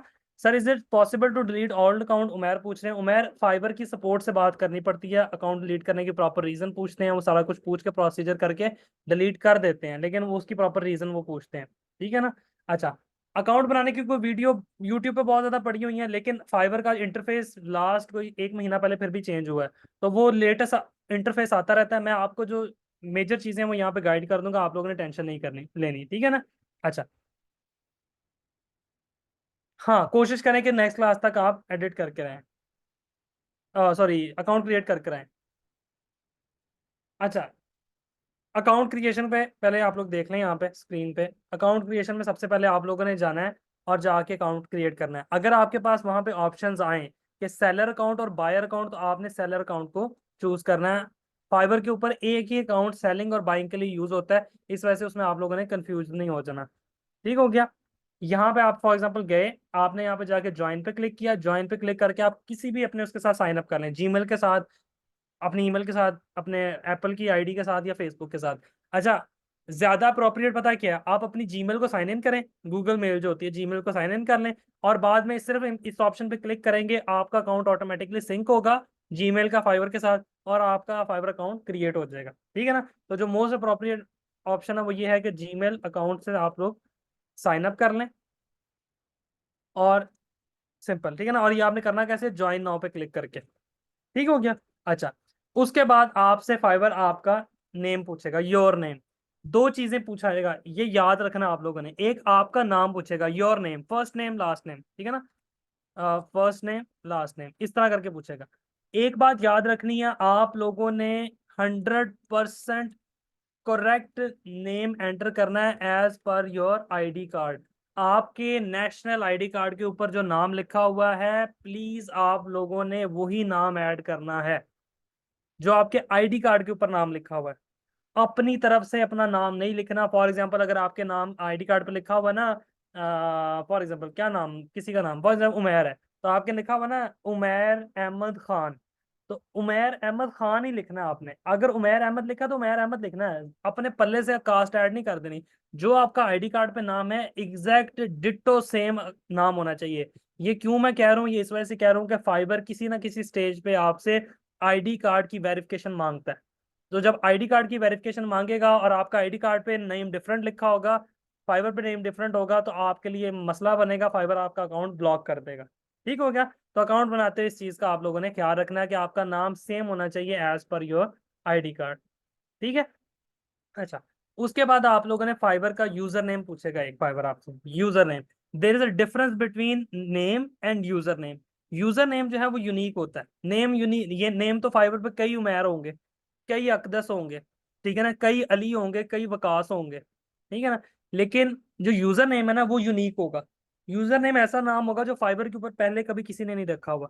ठीक है, ये यूनिक नेम है, ये आप कोई सा भी नाम रख सकते हैं, ठीक है ना। जो यूजर नेम है वो आप कोई सा भी रख सकते हैं, वो आप अपना नाम भी रख सकते हैं, मैं यहाँ बता देता हूँ, जो नाम अवेलेबल हो आपका वो आप अपना नाम भी रख सकते हैं, यानी कि योर नेम सिंपल। या आप अपने नाम के साथ स्किल अटैच कर लें। फॉर एग्जाम्पल वकास SEO, ठीक है ना, this could be a good user name for fibre, ठीक है ना। या आप इसको इस तरह भी लिख सकते हैं कि Ayesha media expert, something like that, ठीक है ना। कुछ भी, मतलब आपने बहुत लंबा चौड़ा भी नहीं रखना और बहुत जो है ना वो छोटा भी नहीं रखना, आपने एक उसको बैलेंस करके लेके चलना है, ठीक है ना। अच्छा, या आप लोग कोई ब्रांड नेम भी रख सकते हैं। आपने सोचा जी मैं फ्यूचर में जाके अपनी एजेंसी का ये नाम रखूंगा, फॉर एग्जांपल वेब सॉफ्ट्स, ठीक है ना, marketers pro, something like that, कुछ भी ब्रांड नेम करके रख लें, ठीक है ना। तो इस तरह का कोई भी नाम आपका चल सकता है, ठीक है ना। आप सिंपल अपना नाम भी रख सकते हैं, स्टॉप पे जो मैंने बोला था योर नेम ओनली, ठीक है ना। उसके साथ आपको कोई न्यूमेरिक डिजिट लगाना पड़ेगा, फॉर एग्जांपल हसीब 01, ठीक है ना। नेम चेंज हो जाता है, यूजर नेम चेंज नहीं होगा, कैन नॉट बी चेंज, ये याद रखिएगा, कैन नॉट बी चेंज्ड। ये एक बार सेलेक्ट हो गया तो फिर यही रहेगा, इस वजह से इसको सोच समझ के कर लीजिएगा, बहुत ज्यादा सोचने की भी जरूरत नहीं, ये ना आप परेशान ही हो जाए कि मेरा पता नहीं क्या नाम है, नाम से कोई फर्क नहीं पड़ने लगा, ठीक है। ये नहीं होगा कि आपको उठा के फाइबर बाहर फेंक देगा, ऐसा कुछ नहीं होने लगा, या आपको रैंकिंग में नहीं लेकर आएगा, इस तरह का कोई फर्क नहीं पड़ता नाम से। नाम अगर अच्छा होगा तो बस वो अट्रैक्टिव लग रहा होता है, ठीक है ना, तो बस, और यार रिमेंबर उसका याद रह जाता होता है, ठीक है ना। फिर फाइबर आपसे समटाइम वेरिफिकेशन मांगता है, समटाइम वेरिफिकेशन मांगता है, कभी कुछ लोगों को अकाउंट बनाने के फौरन बाद मांग लेता है, कुछ लोगों को पहला ऑर्डर आने के बाद मांगता है, कुछ लोगों को पहली गिग बनाने के बाद मांगता है। तो आपने फिक्र नहीं करनी, फाइबर किसी भी स्टेज पे आपसे वेरिफिकेशन मांग लेगा, और वेरिफिकेशन में नॉर्मली ID कार्ड या आपका पासपोर्ट या आपका ड्राइविंग लाइसेंस, इनमें से कोई एक चीज आपकी इंग्लिश के अंदर होनी चाहिए। इंग्लिश का मतलब है कि आपका नाम कहीं ना कहीं इंग्लिश के अंदर मेंशन हो उस पे। आजकल जितने ID कार्ड बन रहे हैं, जिनको हम स्मार्ट ID कार्ड भी बोलते हैं, उन सब के ऊपर इंग्लिश में नाम लिखा होता है, तो वो कार्ड प्रॉप चल जाता है, वो सारे इंटरनेशनल प्लेटफॉर्म पे चलेगा, वो अपवर्क पे भी चलेगा, वो फाइवर पे भी चलेगा, वो पेनियर पे भी चलेगा, वो जहां जहां आपको वेरिफिकेशन रिक्वायर्ड होगी वो चल जाएगा। अगर वो नहीं है तो फिर ड्राइविंग लाइसेंस तो की एक साइड तो लाजमी इंग्लिश में होती है, वो भी चल जाएगा। अगर वो दोनों नहीं है फिर पासपोर्ट, अगर तीनों नहीं है तो फिर खुदा के लिए नादरा चले जाएं और एक बनवा लें, ठीक हो गया, क्योंकि डिजिटल फील्ड में कहीं ना कहीं आपको वेरिफिकेशन देनी पड़ सकती है, ठीक हो गया जी। अच्छा, अब यहाँ पे एक बड़ा इंपॉर्टेंट क्वेश्चन है कि अगर किसी की एज कम हो, ठीक है ना, वकास ने बड़ा अच्छा क्वेश्चन पूछा कि अगर कोई 18 साल से कम का बंदा है, तो देखें 18 साल से कम वाले के लिए मेरी एडवाइस ये है कि वो खाना शाना खाए और सो जाए, ठीक है। वो जाके वो वो अपने 18 साल के होने का इंतजार करे, और उसके लिए देखें जो सीरियस एडवाइस है वो ये है कि आप अपने किसी भाई का, आप अपने अब्बू का, आप अपनी मदर का, आप कोई आपका सिबलिंग कोई बहन भाई ऐसा है जो 18 साल से ऊपर है, या कोई कजन दोस्त जो भी है, आप किसी और के नाम पे अकाउंट बना लें, ठीक है ना। कोई आपको पकड़ने तो आ नहीं रहा कि पीछे कौन बैठा हुआ है, आप उनके नाम पे बना लें, उन्हीं के ID कार्ड के नाम पे बनाएं और उन्हीं की ID वेरिफिकेशन यूज कर लें। जो आजकल मल्टीपल अकाउंट्स बनते हैं वो भी लोग इस तरह बनाते हैं, एक अपने नाम पे बना लिया, एक दोस्त के नाम पे, एक बेगम के नाम पे, एक मम्मी के नाम पे, एक अब्बू के नाम पे, क्यों? क्योंकि फाइवर ID वेरिफिकेशन मांगता है, तो आपको रियल ह्यूमन के नाम पे ही मल्टीपल अकाउंट्स भी बनाने पड़ते हैं, ठीक हो गया जी। तो इस वजह से वो जो ID वेरिफिकेशन है उसके लिए आपको 18 साल से कम वाले ये काम कर सकते हैं। उसकी रीजन क्या है कि 18 साल से कम जो है वो नादरा का, मुझे पता है जनाब, मुझे पता है। अच्छा, कुछ लोग आगे मुझे बता रहे हैं सर 18 साल से कम वालों का ना वो बन जाता है एक जो है ना वो एक कार्ड बन जाता है, स्मार्ट कार्ड बन जाता है। भाईजान मुझे पता है, वो तो पैदा होते ही आपका बेफॉर्म बनता है, उसके ऊपर आपका ID कार्ड नंबर लिखा आ जाता है। मसला ये है कि US के लॉज के मुताबिक 18 साल से कम लोग प्रॉपर अपना बिजनेस इस्टेब्लिश नहीं कर सकते, या प्रॉपर अपना जो जॉब है या अर्निंग जो है वो उस तरह से नहीं कर सकते, वो उनको चाइल्ड लेबर के अंदर लेकर आते हैं, ठीक है ना। वो चाइल्ड लेबर वाले लॉ आके इंटरसेक्ट करते हैं, इस वजह से वो प्रेफर ये करते हैं कि आप 18 साल से ऊपर हो तो कमाएं, ठीक है ना। हालांकि उधर भी लोग ये उधर कहते हैं 18 साल से अगर कम है तो फिर आप और जॉब कर लें, लेकिन और जॉब में भी वो आपके ऑर्स फिक्स करते हैं कि 2 आवर्स या per day, 4 hour per day, week के सिर्फ आप 20 आवर्स काम कर सकते हैं, समथिंग लाइक दैट, वो फिक्स कर देते हैं। तो वो चाइल्ड लेबर से बचने के लिए वहां पे लॉ स्ट्रिक्ट है, इस वजह से 18 साल से कम वाले को एक्सेप्ट ही नहीं करता, ना फाइवर करता है ना अपवर्क करता है। तो ये ही तरीका है जो आपको आगे लेके जाएगा, वो भाईजान मुझे भी पता है, ठीक है ना। ये 18 साल से कम वाला जो है ना, नहीं ये यूएस के लॉज के मुताबिक चल रहे हैं, ये फाइवर अपवर्क वगैरह जो है ना, ये यहूदी हैं, साजिश के तौर पे चल रहे हैं। ठीक है, ये उनके लॉज के मुताबिक चल रहे हैं, तो इसमें यूके का या रशिया का या पाकिस्तान का लॉज नहीं काम करता, ये वो यहूदियों का कानूनी काम कर रहा होता है इन पे। अच्छा जी, अब आ जाते हैं प्रोफाइल के ऊपर।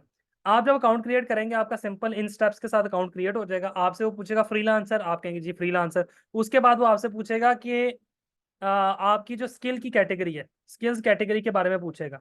आपने अपनी स्किल की कैटेगरी बता देनी है उसको, ठीक है ना। आपकी जो भी स्किल की कैटेगरी, आप वर्डप्रेस पे काम करना चाह रहे हैं वर्डप्रेस बता दें, आप किसी और पे करना चाह रहे हैं वो बता दें। लेकिन एक चीज याद रखें, जो वर्डप्रेस की कैटेगरी है बेसिकली सीएमएस डेवलपमेंट की कैटेगरी कहलाती है। सीएमएस डेवलपमेंट का मतलब है कि आप डेवलपमेंट कर रहे हैं लेकिन सीएमएस बेस्ड का जो ये कंटेंट मैनेजमेंट सिस्टम है।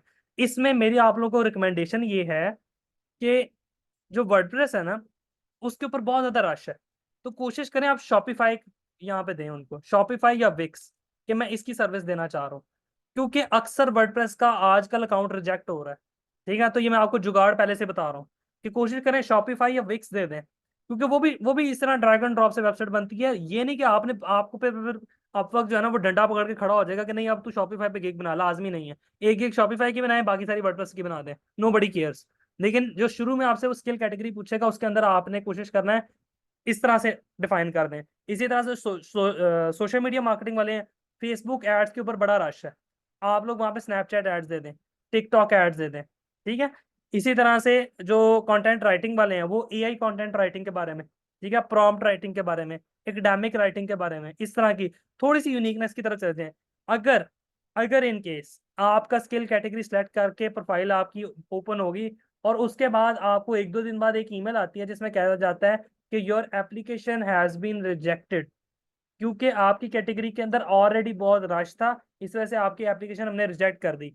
अगर आप लोगों को ये ईमेल आती है तो फिर अगला सिनेरियो ये है कि आप लोगों ने एक नया ईमेल अकाउंट क्रिएट करना है। अपना पुराना जो फाइबर अभी क्रिएट किया होगा उसको, उसकी कुकीज वगैरह डिलीट कर दें, उसको दोबारा ओपन नहीं करना, एक नया जीमेल अकाउंट ओपन करना है। उस पे एक नए नाम के साथ, एक नए आईडी कार्ड इन्फॉर्मेशन के साथ आपने डाटा ऐड करना है, ठीक है। या आप अपने वाले का भी कर सकते हैं, क्योंकि अभी उसकी आईडी कार्ड वेरिफिकेशन नहीं हुई होगी। तो आप अपने वाले की दोबारा इन्फॉर्मेशन ऐड करेंगे, जीमेल डिफरेंट होनी चाहिए, कुकीज वगैरह डिलीट कर लेनी है, दोबारा अकाउंट क्रिएट करें, कैटेगरी चेंज कर दें, कैटेगरी बिल्कुल डिफरेंट कर दें। फॉर एग्जाम्पल, फाइबर के ऊपर आईओएस डेवलपमेंट के अंदर कम रश है, आईओएस डेवलपमेंट।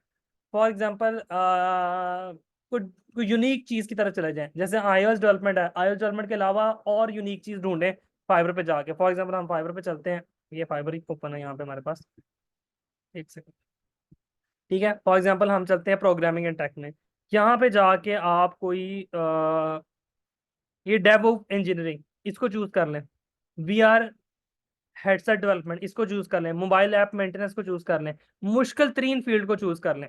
डिजिटल मार्केटिंग अगर मैं अंदर आता हूँ तो यहाँ पे मुश्किल क्या हो सकता है, वेब एनालिटिक्स इसको चूज कर लें, मार्केटिंग एडवाइस को चूज कर लें, सीआरओ को चूज कर लें, कन्वर्जन रेट ऑप्टिमाइजेशन। ये सिर्फ आपने फाइवर को एक्सप्लेन करना है कि मैं ये इसमें काम करना चाह रहा हूँ, नथिंग एल्स। उसके बाद गिग्स आपने अपनी मर्जी की बना लेनी है, बात समझ आई।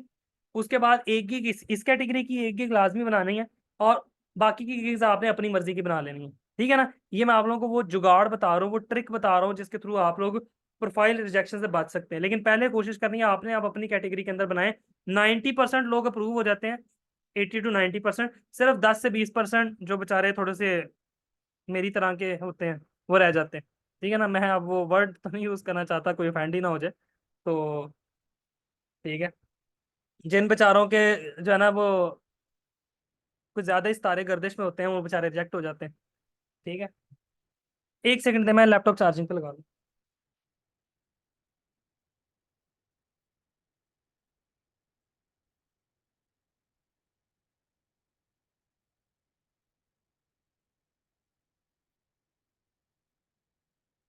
Madiha got it, Madiha got it जो मैं बोलना चाह रहा था।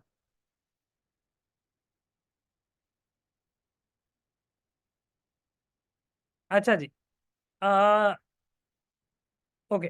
ठीक है जी। तो यहाँ तक कॉन्सेप्ट आपका क्लियर हो गया। जब आपने अकाउंट क्रिएट करना तो आपने इन चीज़ों को देख लेना है।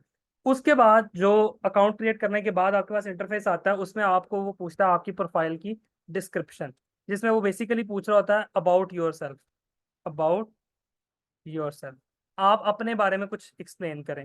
तो आपने अपने बारे में क्या एक्सप्लेन करना है? आपने अपने बारे में एक्सप्लेन करना है। क्या एक्सप्लेन करना है आपने? कैसे? बताएं। हाउ? कैसे आप अपने आप को डिस्क्राइब करेंगे फाइवर पे? उसके लिए क्या करना चाहिए आप लोगों को? पहले सोचें। मैंने अभी कुछ देर पहले वो चीजें एक्सप्लेन की हैं। आपको कुछ ना कुछ करना पड़ेगा। क्या करना पड़ेगा वो बताएं। प्रोफाइल डिस्क्रिप्शन लिखने से पहले कुछ ना कुछ आपने करना है। क्या करना है? Exactly, Fauzia got it.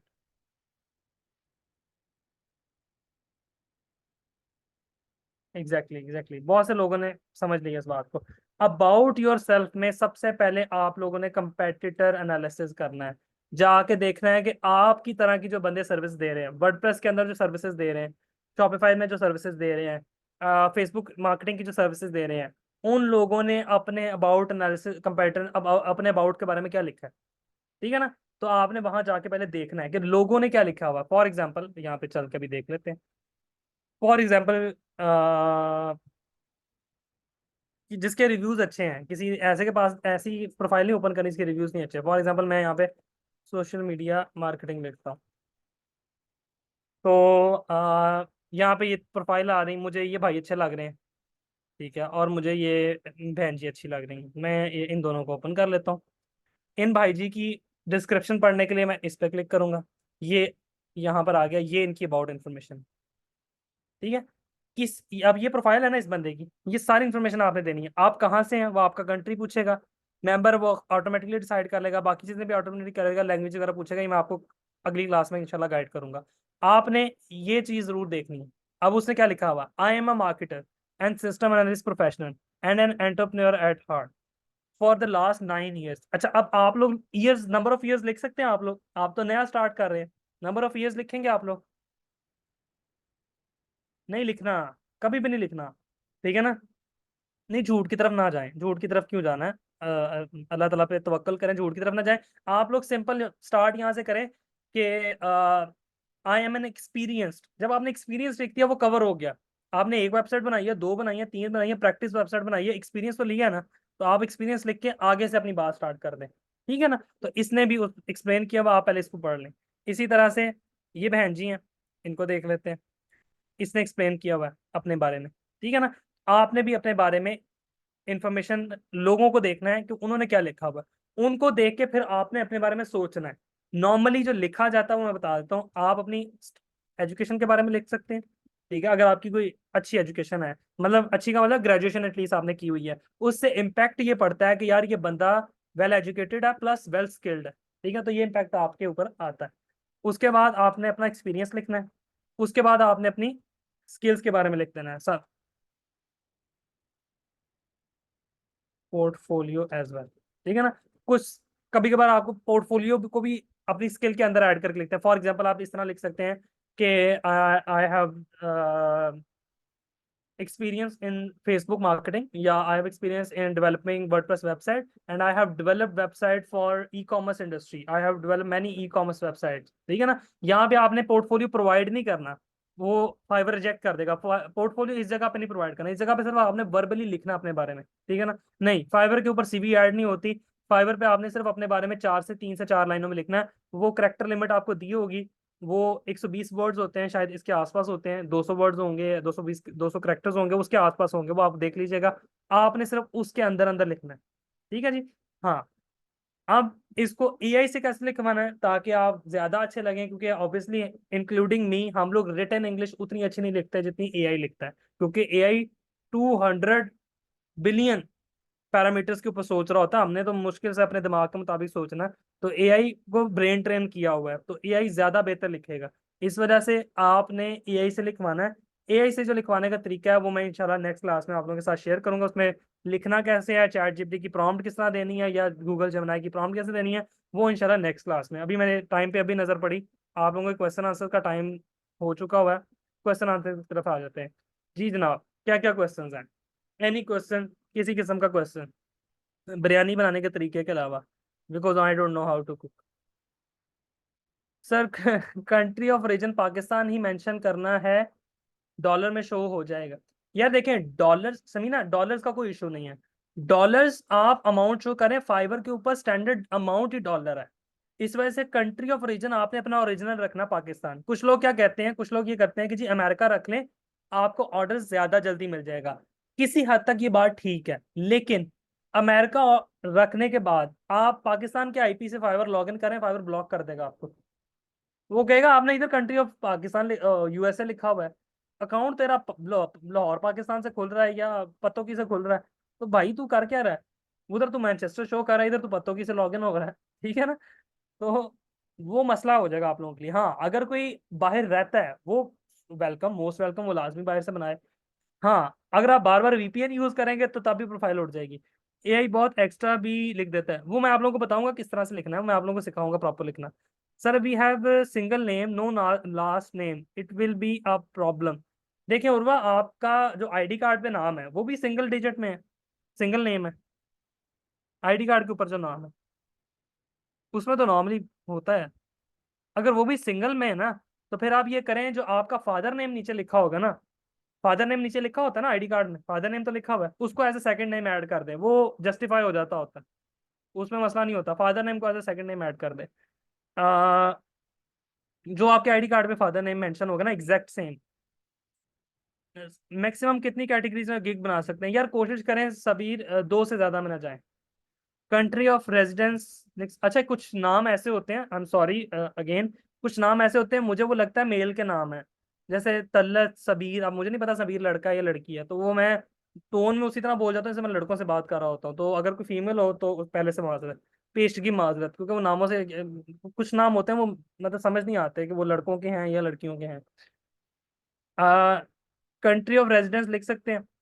नहीं, आपने एक ही कंट्री मेंशन करनी है। कंट्री बार वो मल्टीपल नहीं पूछेगा, एक ही कंट्री नेम पूछेगा, आपने वही कंट्री नेम मेंशन करना है। वो आप एक ही कंट्री मेंशन करें जिस कंट्री के अंदर आप बैठ के ऑपरेट करेंगे उस अकाउंट पर।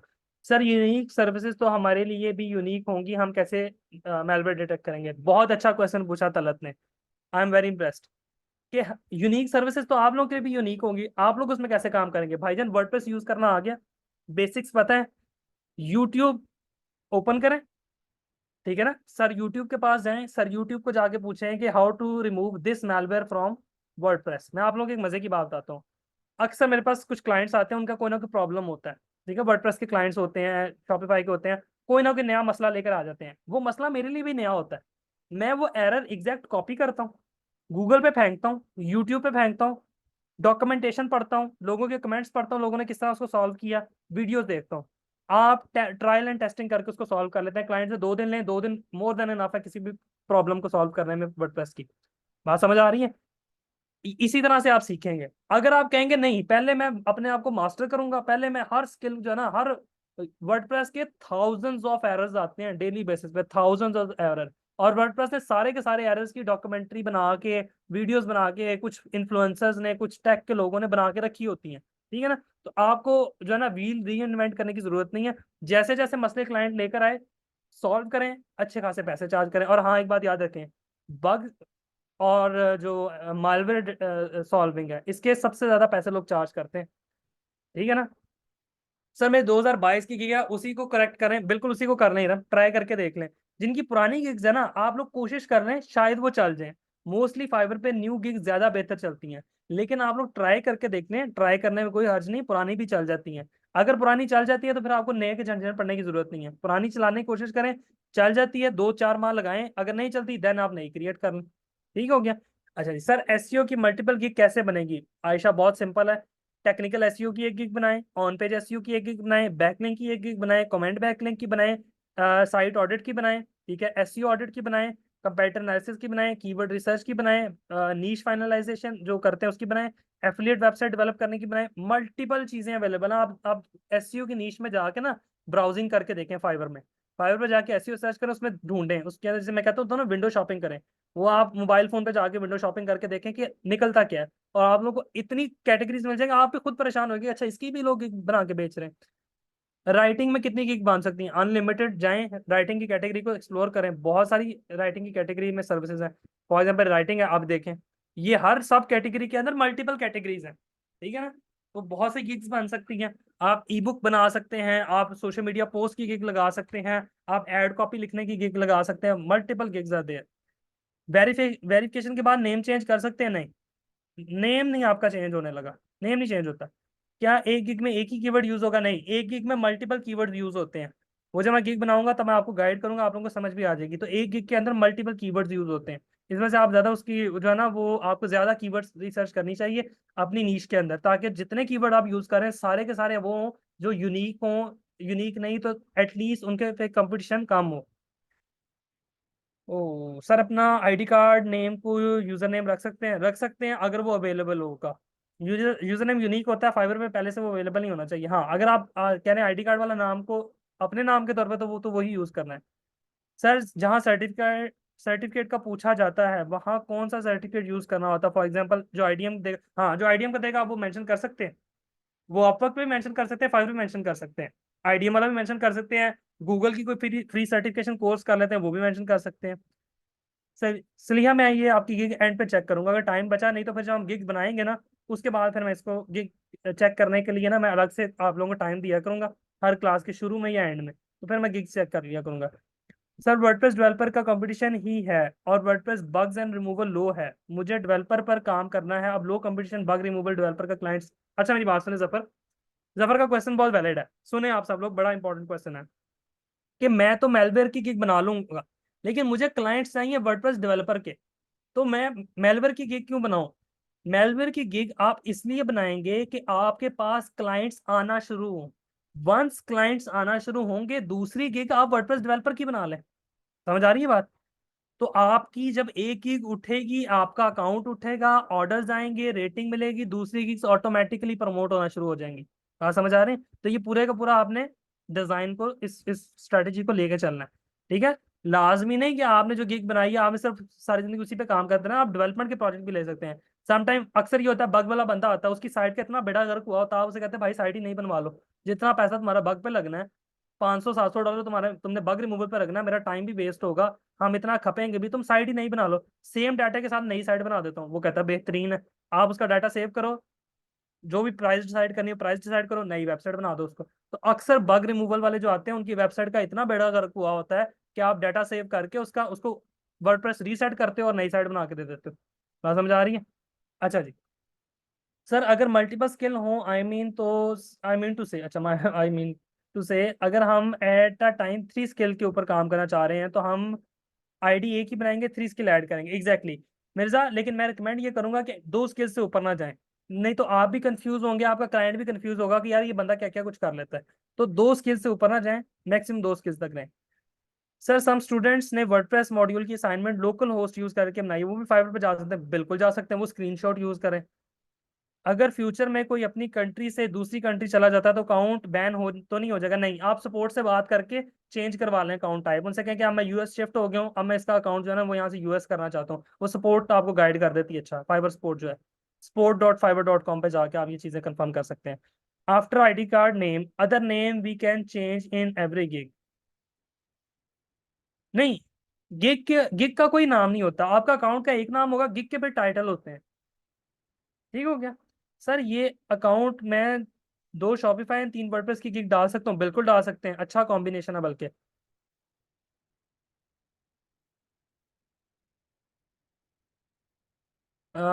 ओल्ड प्रोफाइल्स पर न्यू गिग बना लें? बिल्कुल बना सकते हैं, पुरानी गिग्स डिलीट करके नई प्रोफाइल नई गिग्स बना लें।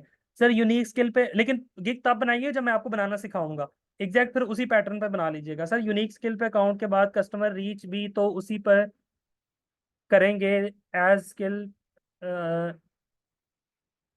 अच्छा, इमरान कह रहे हैं कि यूनिक स्किल पे ज्यादा लोग भी तो उसी गिग पर आएंगे ना, क्योंकि वही रैंक होगी। बिल्कुल वैलिड है, मैंने अभी वही बात की कि आप उन क्लाइंट्स को कन्वर्ट भी कर सकते हैं, प्लस अगर आप वर्डप्रेस डेवलपर की साथ गिग बना लेते हैं तो वो भी प्रमोट होना शुरू हो जाएगी। फॉर एग्जांपल मैं अपने एक अकाउंट की एग्जांपल देता हूँ। मैंने शुरू में एक अकाउंट क्रिएट किया था बहुत पहले, वो अकाउंट था वर्डप्रेस डेवलपमेंट से रिलेटेड, वर्डप्रेस की वेबसाइट और जो था ना सेल्स पेजेस वगैरह बनाने से रिलेटेड। उस पे मैंने प्राइसिंग टेबल की गिग भी डाली। अब जब मेरी वो गिग्स ऊपर आई है ना, मेरी ऑटोमेटिकली प्राइसिंग टेबल पे भी ऑर्डर आना शुरू हो जाते थे। ठीक है ना। तो वो दोनों गिग्स चलती है, ज्यादा वही चलती है ऑब्वियसली जो रैंक हो रही होती है। ठीक है जी। अच्छा, बस ये कह रहे हैं सर मेरा फाइवर पे अकाउंट पुराना है बट गिग नहीं बनाई, तो मैं वो ईमेल बिल्कुल यूज नहीं, वो ईमेल नहीं, वो अकाउंट आप यूज कर सकते हैं। सर हर गिग में पिक सेम होनी चाहिए। आपने जो अपनी पिक्चर लगानी है उसके बारे में मैं नेक्स्ट क्लास में बता दूंगा, बाकी जो गिग की इमेज है वो हर एक की डिफरेंट होनी चाहिए।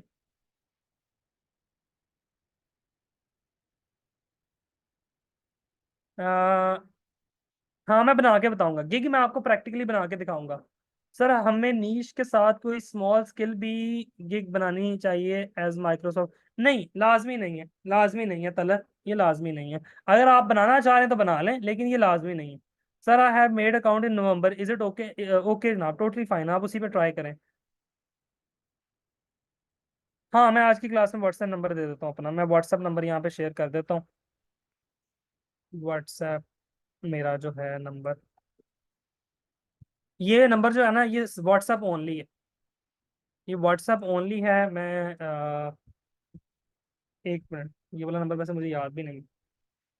Let me find that number.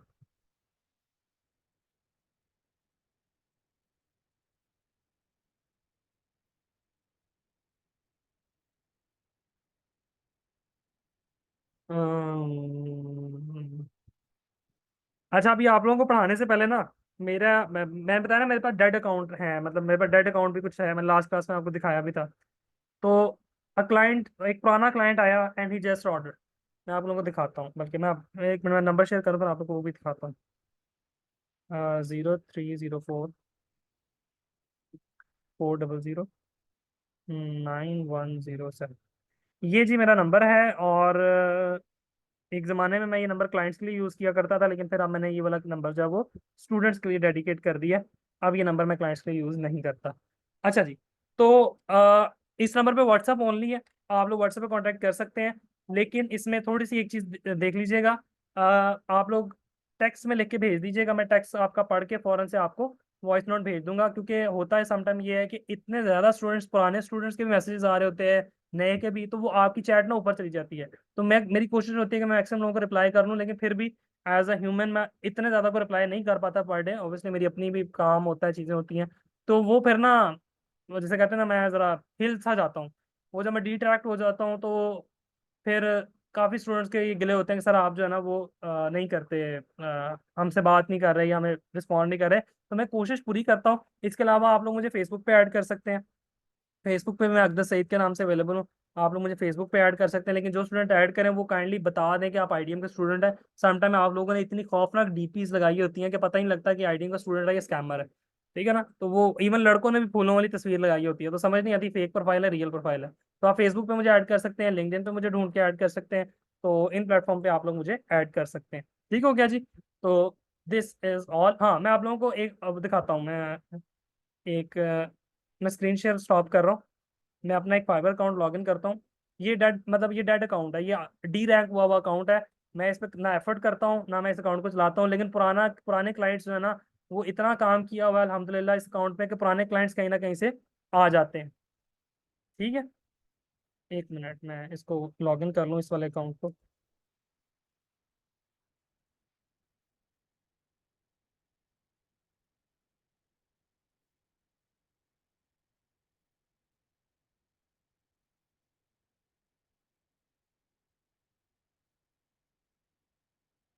Let me, मैं आप लोगों को दिखा भी दूँ ऑर्डर दिखता कैसे।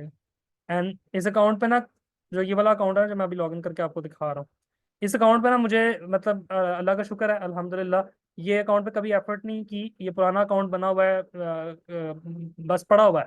ठीक है ना। इस अकाउंट पे कभी एफर्ट नहीं है, और इस पे ऑर्डर्स, कोई पुराना क्लाइंट जब वो आ जाता होता है रैंडमली, मैं अभी आपको दिखाता हूँ।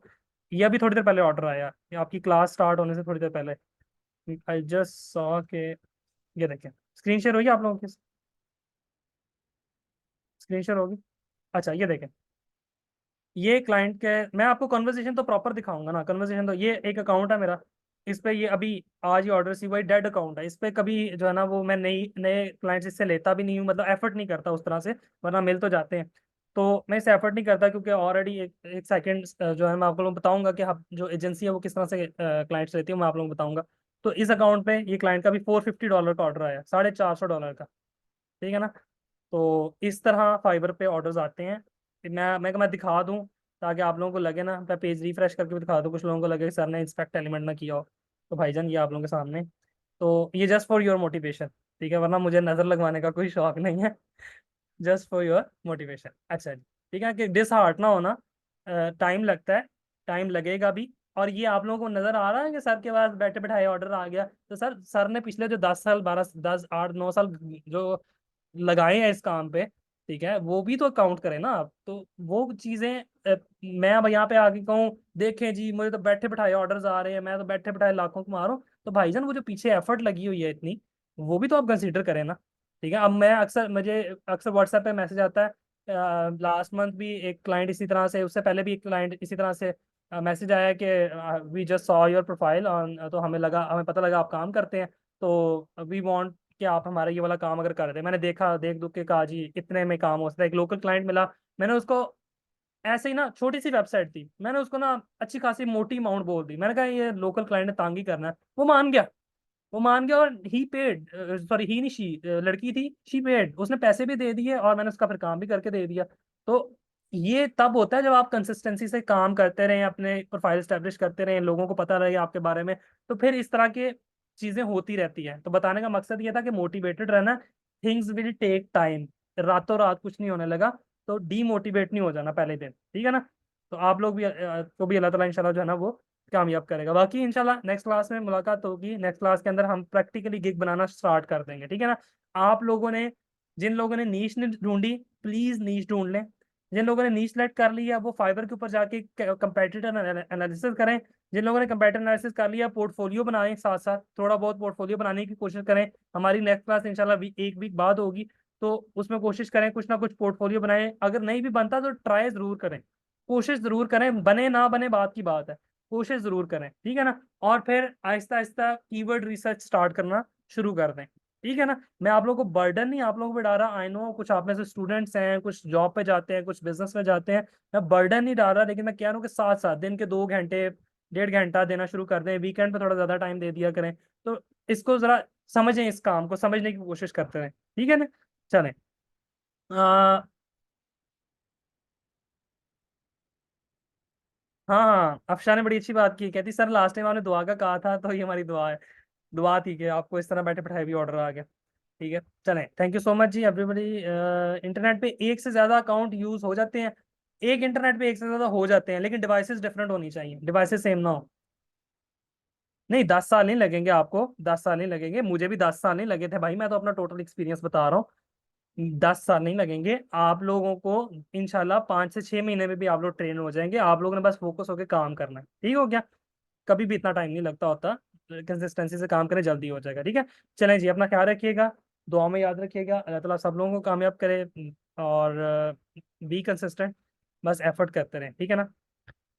चलें जी, टेक केयर, बाय बाय, अल्लाह हाफिज। गर्मी से भी बच के रहना है। बाय।